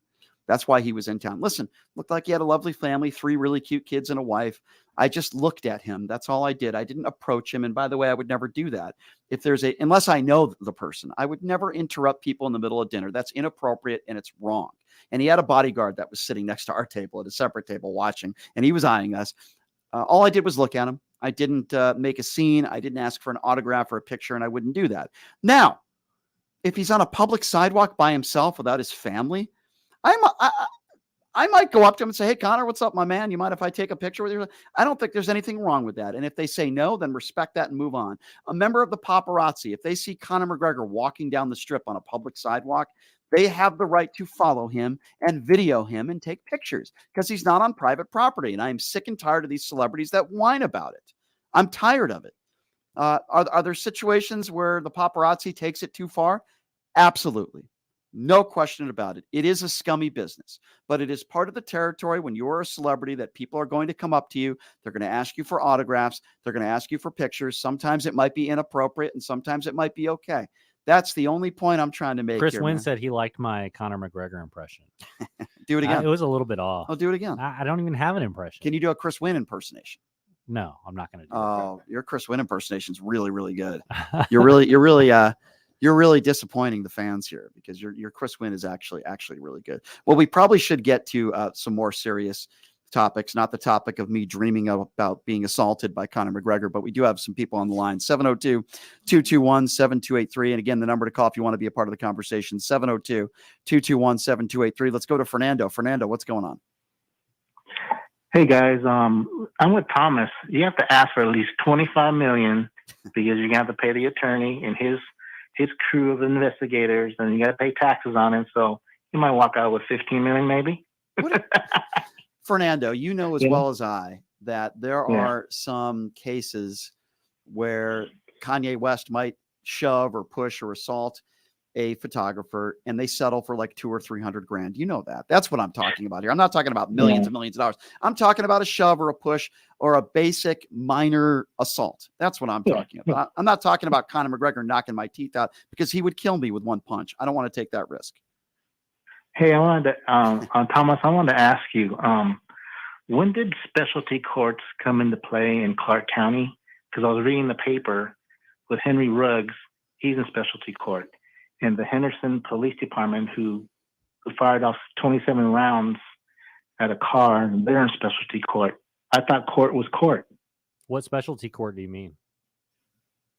Like when you say specialty courts, to me, it means one thing. So it might, to you, might mean another. Specialty courts for lawyers are, so we have a gambler's court. So when somebody is convicted of like a theft crime, but they have a pretty bad gambling problem, they get into a specialty treatment court for gamblers. We have a DUI treatment court for DUI offenders and recidivists.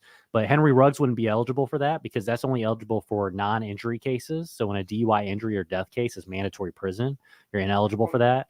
We have a drug court. Same thing, people committing a lot of crimes, but they have a real bad drug problem. And so these courts, instead of putting somebody in prison, will put them through a lot of therapy and rehabilitation for a few years, court monitored, to try and really like rehabilitate them back into society. We have a mental health treatment court. You have a lot of mental health issues. So the criminal justice system has recognized that. So when you're saying specialty court, as far as Henry Ruggs, he was in a DUI court because down here in Las Vegas, we have one justice court that hears all the DUI cases. And there was actually something that came up in the media. Judge Zimmerman was in charge of the DUI court for the last year, but the judges kind of switched their roles around. Before Judge Zimmerman was Judge Bauckham for like 6 or 7 years. Judge Zimmerman took over for Bauckham, and then at the beginning of this year, Judge Bonaventure took over for Judge Zimmerman. But Judge Zimmerman hung on to the Henry Ruggs case, and the Henry Ruggs attorneys are now challenging that, saying, why is she holding on to just this one case? They should all be going back to Judge Bonaventure, the DUI court judge. Curious enough is Judge Zimmerman denied the motion to suppress the blood results in the Henry Ruggs case. And the Henry Ruggs search warrant was really, really, really weak. The police really messed up on that one.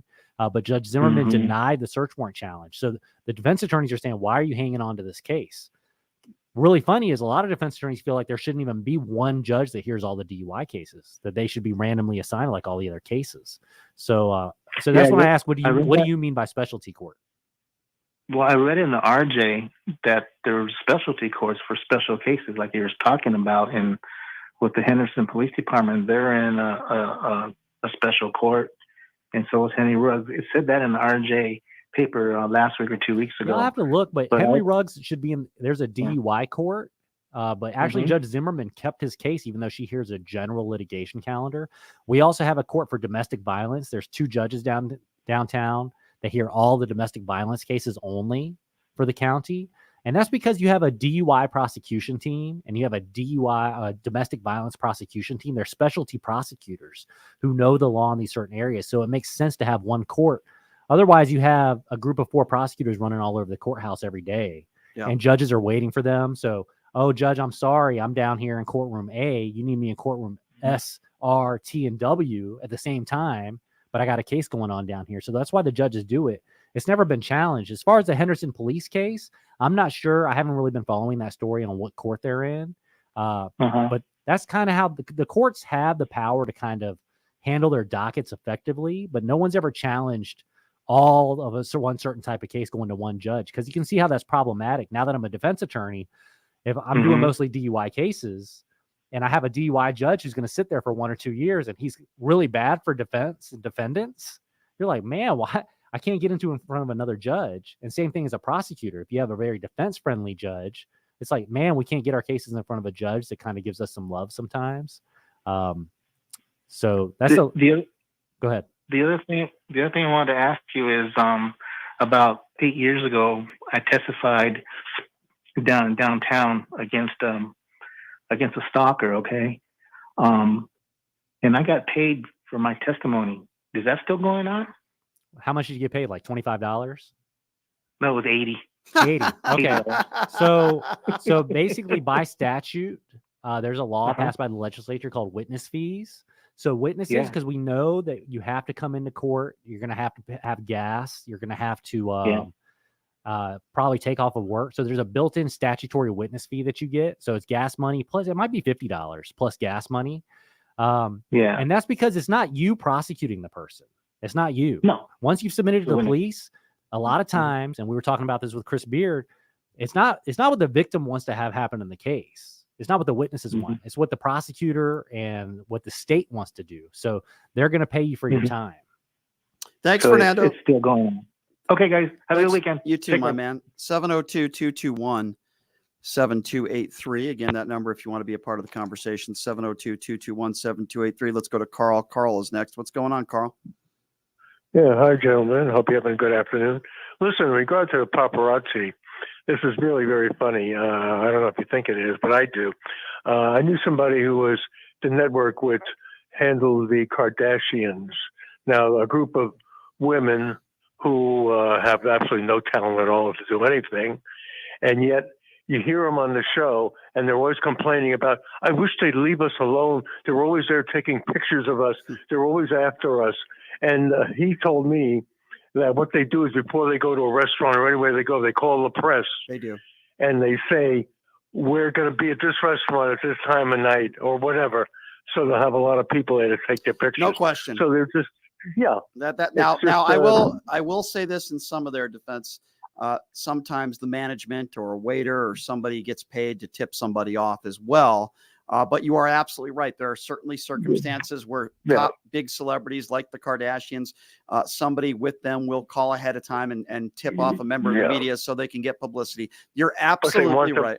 Yeah, they want the publicity. That's all they live on is publicity. What else? On their talent? You know, I mean, obviously not. Listen, the reason why we know who Paris Hilton is because she put out a sex video and her family used to run Hilton.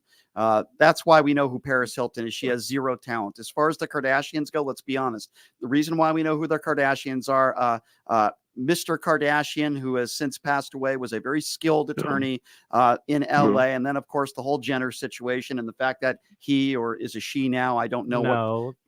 Kim Kardashian put out a sex tape with Ray J. And I was going to get to that. That was the big thing. I was going to get to that, but people still knew who the Kardashians were before that sex tape. And it was because of because of who the famous lawyer was. And then, of course, the whole Jenner situation and him being a former gold medalist Olympian. And yes, what Thomas was referring to in the sex tape that Kim Kardashian put out really made her celebrity status much higher. I don't believe Kim Kardashian has any talent at all other than she is an attractive woman, and some would argue that. Same thing with Paris Hilton. And these people, I believe, are a nuisance to society, and they don't add anything to society. I couldn't watch that reality show for more than 2 minutes because it's boring and dry. I find them very boring and dry. And, you know, I've actually interviewed them a few times in Las Vegas. They're just very boring people as far as I'm concerned. Well, I just saw the show a couple of times, and every time you take a look at the show, you know what they're doing? They're eating. That's all they do. Sounds like The Sopranos. Have you ever noticed that? Noticed that? No, I have. That's all they do. If you watch that show, they just sit around, eat, and talk about what they'd like to do and what they're going to do. And I mean, ridiculous. I agree with you, Carl. I appreciate you calling in, my friend. Thank you so much. You have a safe weekend. You won't hear me saying many positive things about the Kardashians. Okay, you won't.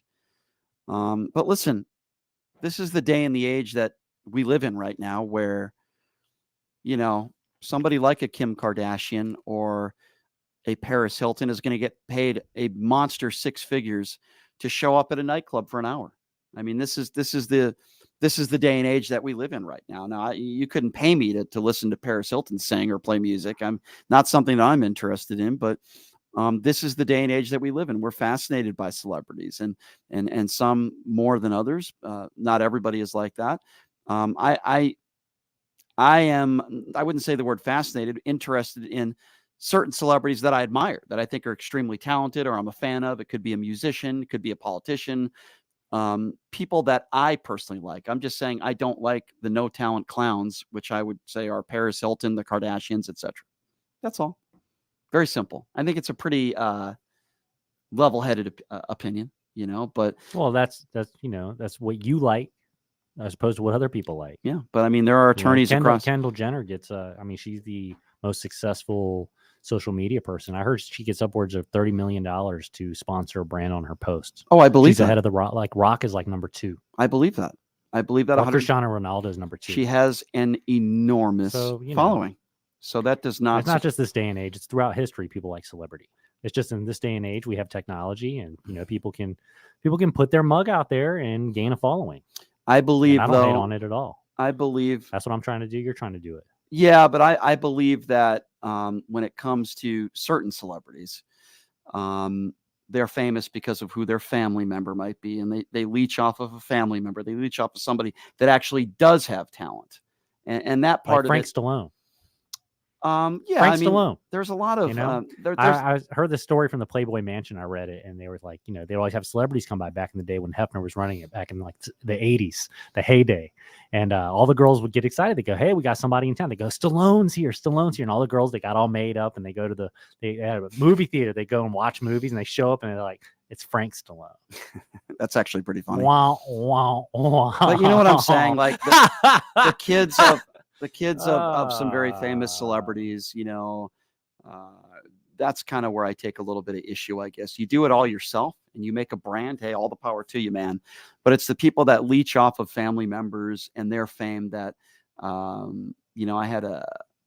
guess I take a little bit of issue too. I remember one time I was interviewing Colin Hanks. Listen, Colin Hanks is a talented guy, right? He directs movies. He's a producer.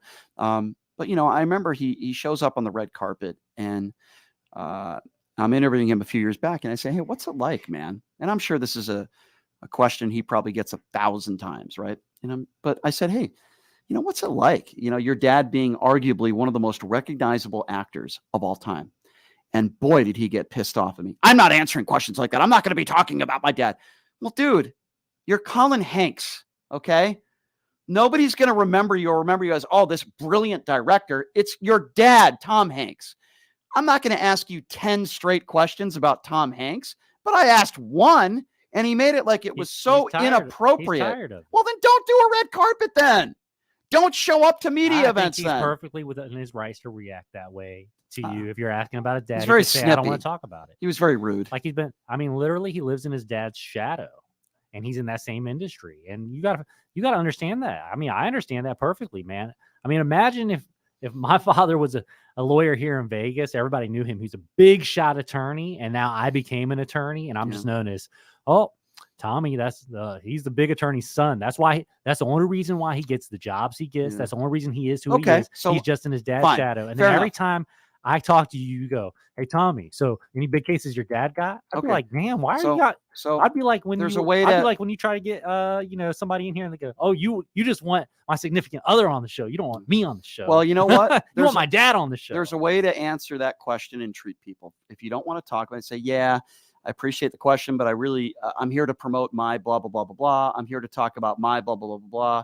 And I answer those questions at another time, but not right now." No problem. I respect that.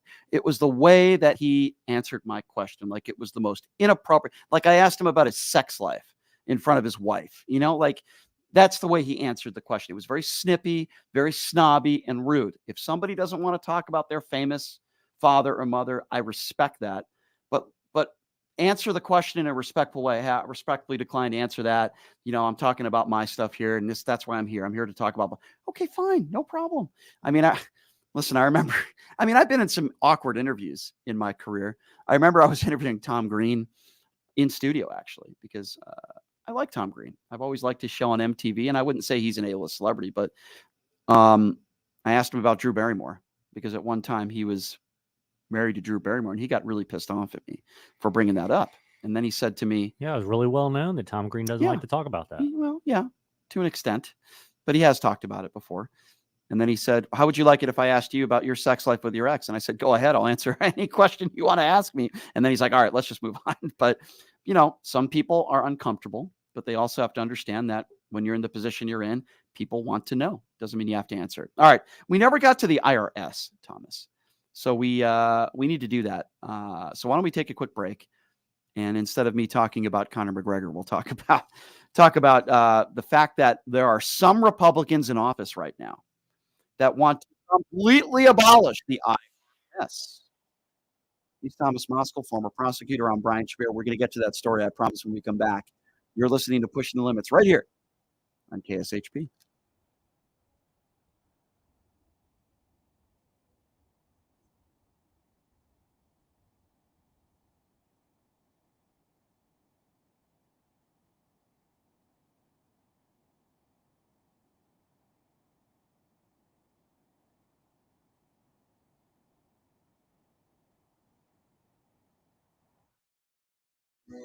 Hey everybody, it's Brian Shapiro from Pushing the Limits. I want to tell you guys about Sahara West Urgent Care and Wellness. They're conveniently located on the southwest corner of Sahara and Jones. They're open Monday through Friday, 9 a.m. to 9 p.m. and Saturday, 9 a.m. to 5 p.m. At Sahara West Urgent Care, they'll take care of all your healthcare needs. They offer routine services such as physicals, STD testing, car accident treatment, and work injuries. You name it, they do it. They have on-site X-ray, EKG, ultrasound, and labs. They treat chronic conditions such as asthma, blood pressure, diabetes, and more. They also offer general wellness exams and treatments such as testosterone enhancement and cancer screening. They're located on Sahara, 6125 West Sahara Avenue. Their number is 702-248-0554. And the best part, they accept most major insurances and affordable cash pay prices. Office visits starting at just $95. And I'm also a client. Please give them a call, 702-248-0554.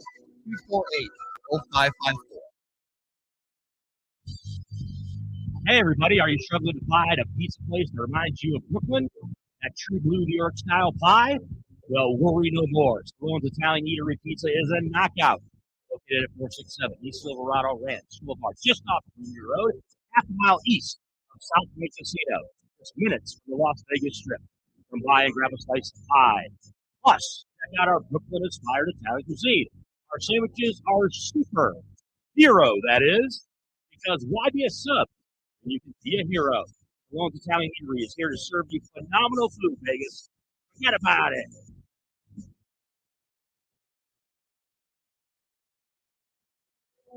Hey everybody, it's Brian Shapiro from Pushing the Limits. I want to tell you guys about Sahara West Urgent Care and Wellness. They're conveniently located on the southwest corner of Sahara and Jones.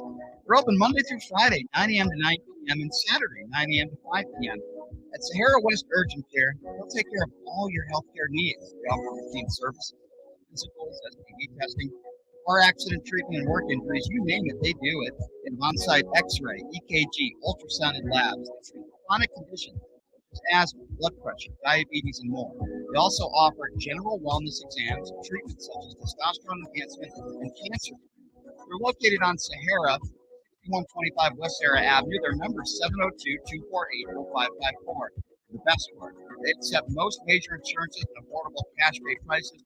Office visits starting at just $95. And I'm also a client. Please give them a call, 702-248-0554. Look, it's impossible for the average person to find a great attorney out there. There's so much misinformation. Now, let me introduce you. He was Las Vegas' top DUI prosecutor for years. He prosecuted the most high-profile DUI cases. No one knows more about DUI law in Nevada. Google it. If you get charged with DUI, whether it's a misdemeanor or even more importantly, a felony, you need Thomas Moskal representing you. His relationship with prosecutors and judges, knowledge of DUI law to work for you. Give him a call now or text him at 702-848-5555. It's your life and liberty that's at stake. Don't wait. Call now. That number again, 702-848-5555. Your World Premium CBD offers full and broad spectrum CBD oil, extracts, and capsules that are designed to help you feel your best. The products are sourced from the best organic hemp and natural ingredients on the market, and are listed for quality, purity, and potency. We have a full range of items from health and wellness to beauty. Call Call 725-205-9223. Visit online at tinworld.com or stop by their location at 9895 South Maryland Parkway in Silverado Ranch, Parkway. Mention KSHP for 10% off in store or use code KSHP online for 15% off. Look, it's impossible for the average person to find a great attorney out there. All that discrimination. Now, let me introduce you to former Chief Deputy Thomas Moskal. He was Las Vegas' top DUI prosecutor for years, prosecuting the most high-profile DUI cases in Clark County. No one knows more about DUI law in Nevada. Just Google it. If you get charged with DUI, whether it's a misdemeanor or even more importantly, a felony, you need Thomas Moskal representing you. His relationships with the prosecutors and judges and his knowledge of DUI law to work for you. So give him a call now or text him at 702-848-5555. It's your life and liberty that's at stake. Don't wait. Call now. That number again, 702-848-5555.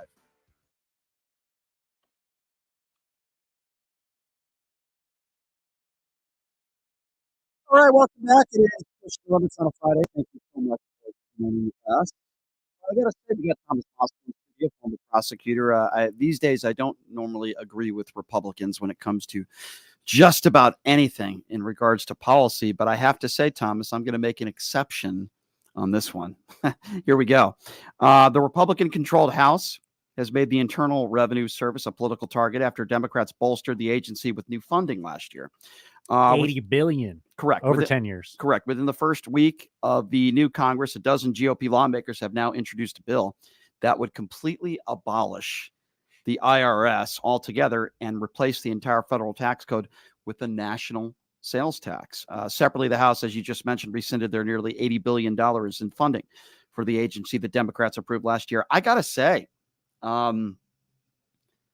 this would cause a lot of hassle amongst a lot of Americans and the IRS, of course. You abolish the IRS and you just start taxing people more. I actually like this idea. What do you say? I don't know. It's a very nuanced conversation. It's easy to get behind abolishing the IRS and getting rid of them. The income tax code in this country, the IRS code, is the most complicated statute, meaning it's the most complicated law in the world, and they change it every year. There's a whole industry behind just trying to comply with the tax code, and there's a whole industry behind, people being able to get as many deductions as they can. And I'll tell you, now that I'm a small business owner running my own private practice, I'm delving into taxes and how I can get deductions and what kind of things qualify as business expenses and make sure I'm not paying too much in taxes.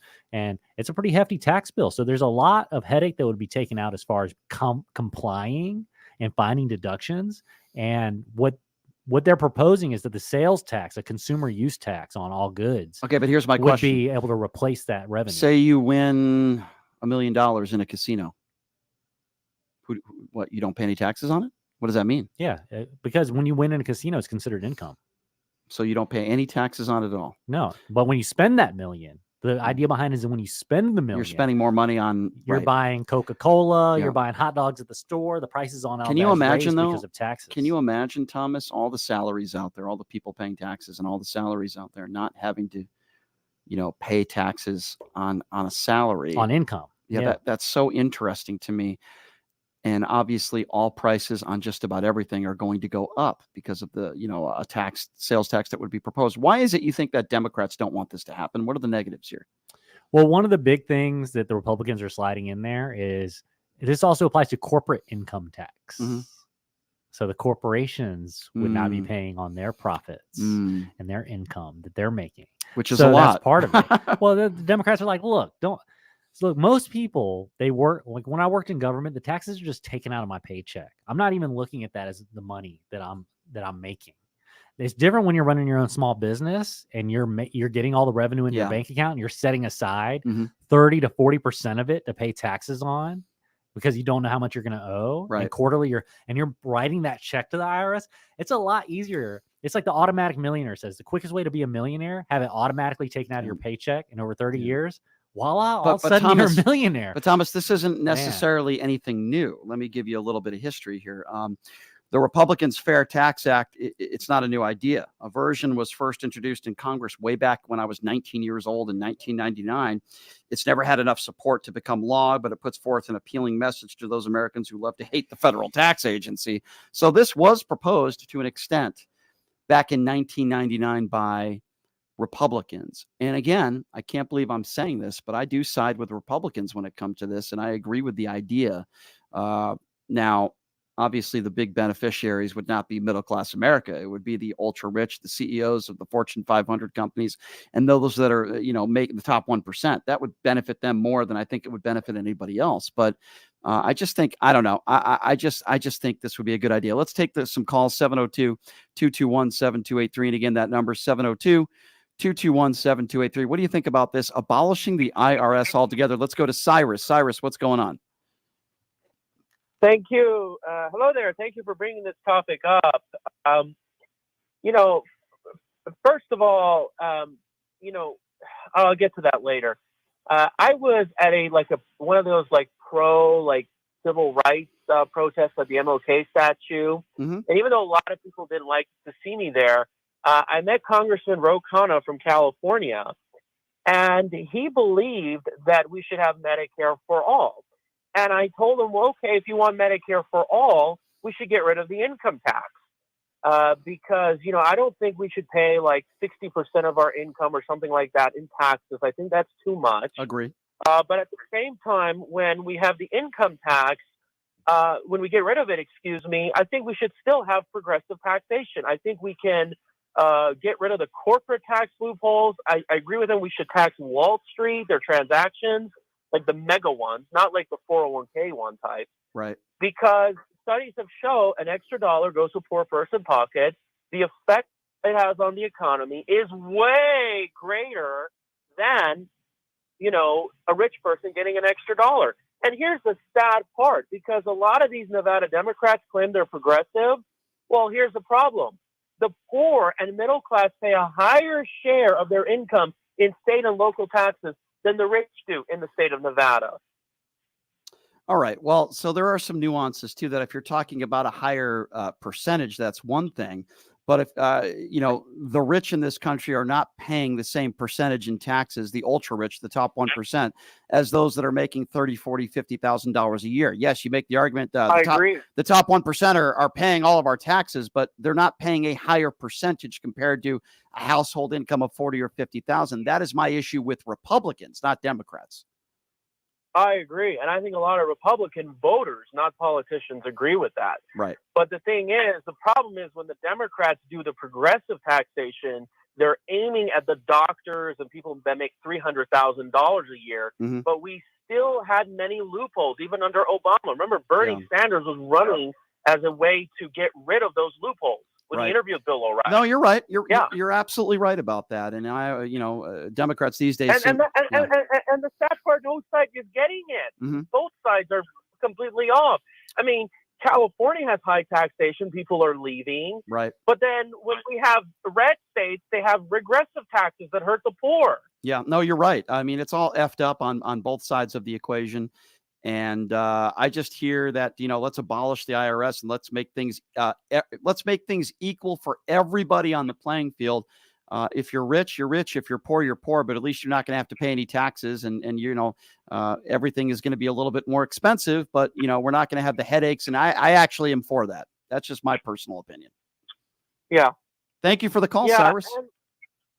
Sure, I was going to share something else. Go ahead, real quick. Go ahead. Off topic. Quickly, go ahead. Yeah, and again, we're back to what happened to you at the Ahern. One of the pet peeves I have living here is that people in this town have this notorious habit of kicking you out for doing nothing. Mm-hmm. And I've had that have that happen to me many times, even in public buildings. Mm-hmm. It's kind of childish. Well, Cyrus, I'm glad you brought that up, because Chris Wynn, our co-host of the show on Mondays, was kicked out with me. He's going to be joining me on the show on President's Day, right? Monday. And we are going to dive a little bit deeper into this, Cyrus. So I'll be interested to hear your take on that on Monday. Okay. Great pleasure. Thank you. Thank you for calling in, Cyrus. Appreciate that. 702-221-7283. Again, the number 221-7283. Yeah, that is true, Thomas. Me and Chris Wynn did get kicked out of a Republican political event. Go figure. I mean, so many of these far right Republicans, I don't know. They should like me. I heard the story and I was like, I would have kicked him out 10 minutes ago. Why? Why? Why? No, I'm serious. Why would you? Why? I'm curious why you would say that. Stinking the place up, man. You're stinking the place up. No, man. I didn't. I sat there and I didn't say a word. This ain't the slums, man. You know, throw a suit on, put a tie on before you come to one. Trust me, they would have Jesus, man. Trust me, they would have kicked me out. Nobody, a lot of people there. See the way I come dressed into your radio show, man. I come in here, class the place up a little bit, man. You're telling me my outfit isn't classy? What are you talking about? No, I'm just imagining what you wore to this Republican event, man. I mean, I wasn't wearing shorts and a wife beater. I mean, I was dressed just like everybody else. Why did you just say that? Now I'm picturing you in shorts and a wife beater. Look, man, if the GOP or Democrats, they want to try to get votes from the other side or independents, then you let anybody show up and listen. It makes no sense. They don't need to get votes from the other side. That's not the game. Yeah, they do. They had a terrible. Let's talk about this IRS thing, right? Okay, yes. You know, so you say get rid of the IRS, but how would you feel if when you went to the grocery store right now under your current situation? Yes. You went to the grocery store and everything was 50% more expensive. Clothes, gas, everything that you consume. Mm-hmm. You wouldn't like that. You would not like that. I would have more money in my bank account. I would be a wealthier person because of all the taxes that I've paid. I would be a wealthier person. So at that moment, you could make the claim that people won't like the fact that everything is more expensive. Here's the thing. It's going to change consumer behavior. Yeah. So all these businesses who, when you go to the mall and you're looking at all these products that are out there, it is going to change consumer behavior. So these businesses are going to have to pivot. They're going to have to figure out what they're going to do. And there's also a whole industry behind taxes, just not the IRS. Yeah. I mean, think about the accounting industry. Understood. All these jobs that are here and there. So this is a big, it's like sea of change. I and understand. It sounds good, but there's a lot of nuance to it. I get it. And can you even, and you're like, oh, we'll have a consumer tax. The rich won't be able to get around it. Of course they will. Of course they will. Well, because here's the deal. Once you start going into business for yourself and you start seeing how you can use your business to acquire things, and things are business expenses, right? Mm-hmm. Business expenses are deductible. You don't pay on those, right? Right. And so they're going to be, when you're talking about the top 1%, these are people who are involved. They're cross-border. I mean, they got bank accounts in different countries. They have investments in different countries. They're in the Hong Kong Stock Exchange. And Warren Buffett doesn't pay any income tax, man. He doesn't. Why? Because his income, it's not even called income. Mm-hmm. Because income has a very legal term to it. The way he's getting his money is through other means. It's not income. He probably pays himself like $1 a year, like this reasonable salary. Like he probably pays himself like $60,000, $100,000 a year. And then that's his income. And the rest of his lifestyle is supported through stuff that is not income. And that's the way you set it up. I hear what you're saying. There are a lot of different intricacies and there's some negatives, but I understand. I'm going to tell you this. You want to talk about the poor? Now I want to bring this point up real quick before we run out of time poor people. All right. There's a lot of poor people who don't pay any taxes. Okay. Mm-hmm. They work under the table, or they don't even qualify they get these tax breaks because they don't even make that amount of money. They're at the poverty level. Right. Well, who's going to be hit the hardest by a universal sales tax on everything? They still have to go to the store and buy stuff. Yeah, well, it's their fault they don't pay taxes. It's their fault. It's their responsibility. If you don't pay taxes, and now your argument is, well, now everybody's not paying taxes, but it hurts me more. Well, maybe you should have paid your taxes to begin with. Do I sound like a Republican saying that? Maybe I do. I don't know. Well, I'm just saying you're not taking in the reality of the situation. No, I understand. There's people out there who don't even have, let's say you don't even have a job. Mm-hmm. Okay. Mm-hmm. You're getting benefits, government benefits to help you make it. Yeah. Maybe you're working something under the table, mm-hmm. and now that tax, now you're paying that. I'm not saying one way or the other. I'm just saying you have to think about that. So when you're like, oh, screw the rich, we want to help the poor. It's like the sales tax actually is not going to help the poor. There are positives and negatives because there's no way around paying the sales tax. There is no question, Thomas, that there are positives and negatives, and you bring up some of the negatives which are valid. I'm just saying I kind of like the idea if it's fair for everybody, and there would have to be a lot of intricacies put in there. But it's not. Well, unfortunately, there's no way to unfortunately, the way everybody. the taxes, so what you're saying. What do you got going on this weekend, by the way? We got to get out of here. Anything fun? You hanging out with the kid? What's going on? Anything fun? Yeah, hanging out with the kid and working, man. Working. Yeah. Working. See, that's why you're a successful attorney. I'm working, man. Never a day off. And we're probably going to do some YouTube Live Probably Good. do some TikTok live, man. Maybe we'll do a show I would love TikTok to. live on the weekend. I would love to do that. Why don't we set that up? Let's do that. Yeah, All right, Tom. It's sounds been good, been man. a pleasure. Appreciate you coming in as always, Thomas Moskal, former prosecutor, and always a pleasure having him in studio. And I hope everybody has a wonderful weekend. The very talented sports bettor Chris Wynn is going to be joining us in studio on Monday. Look forward to that. I hope everybody has a great weekend. And we got a big charity event, by the way, quickly. Lou Rivel Brain Institute doing a big charity event at MGM Grand. I plan on being there for the red carpet. Some big, you want to talk about A-list celebrities, John Mayer, to name one, Sammy Hagar, big names in Vegas for that charity event on Saturday. So that's going to be a lot of fun. All right, folks, that's a wrap. Have a great weekend. We'll see you on Monday.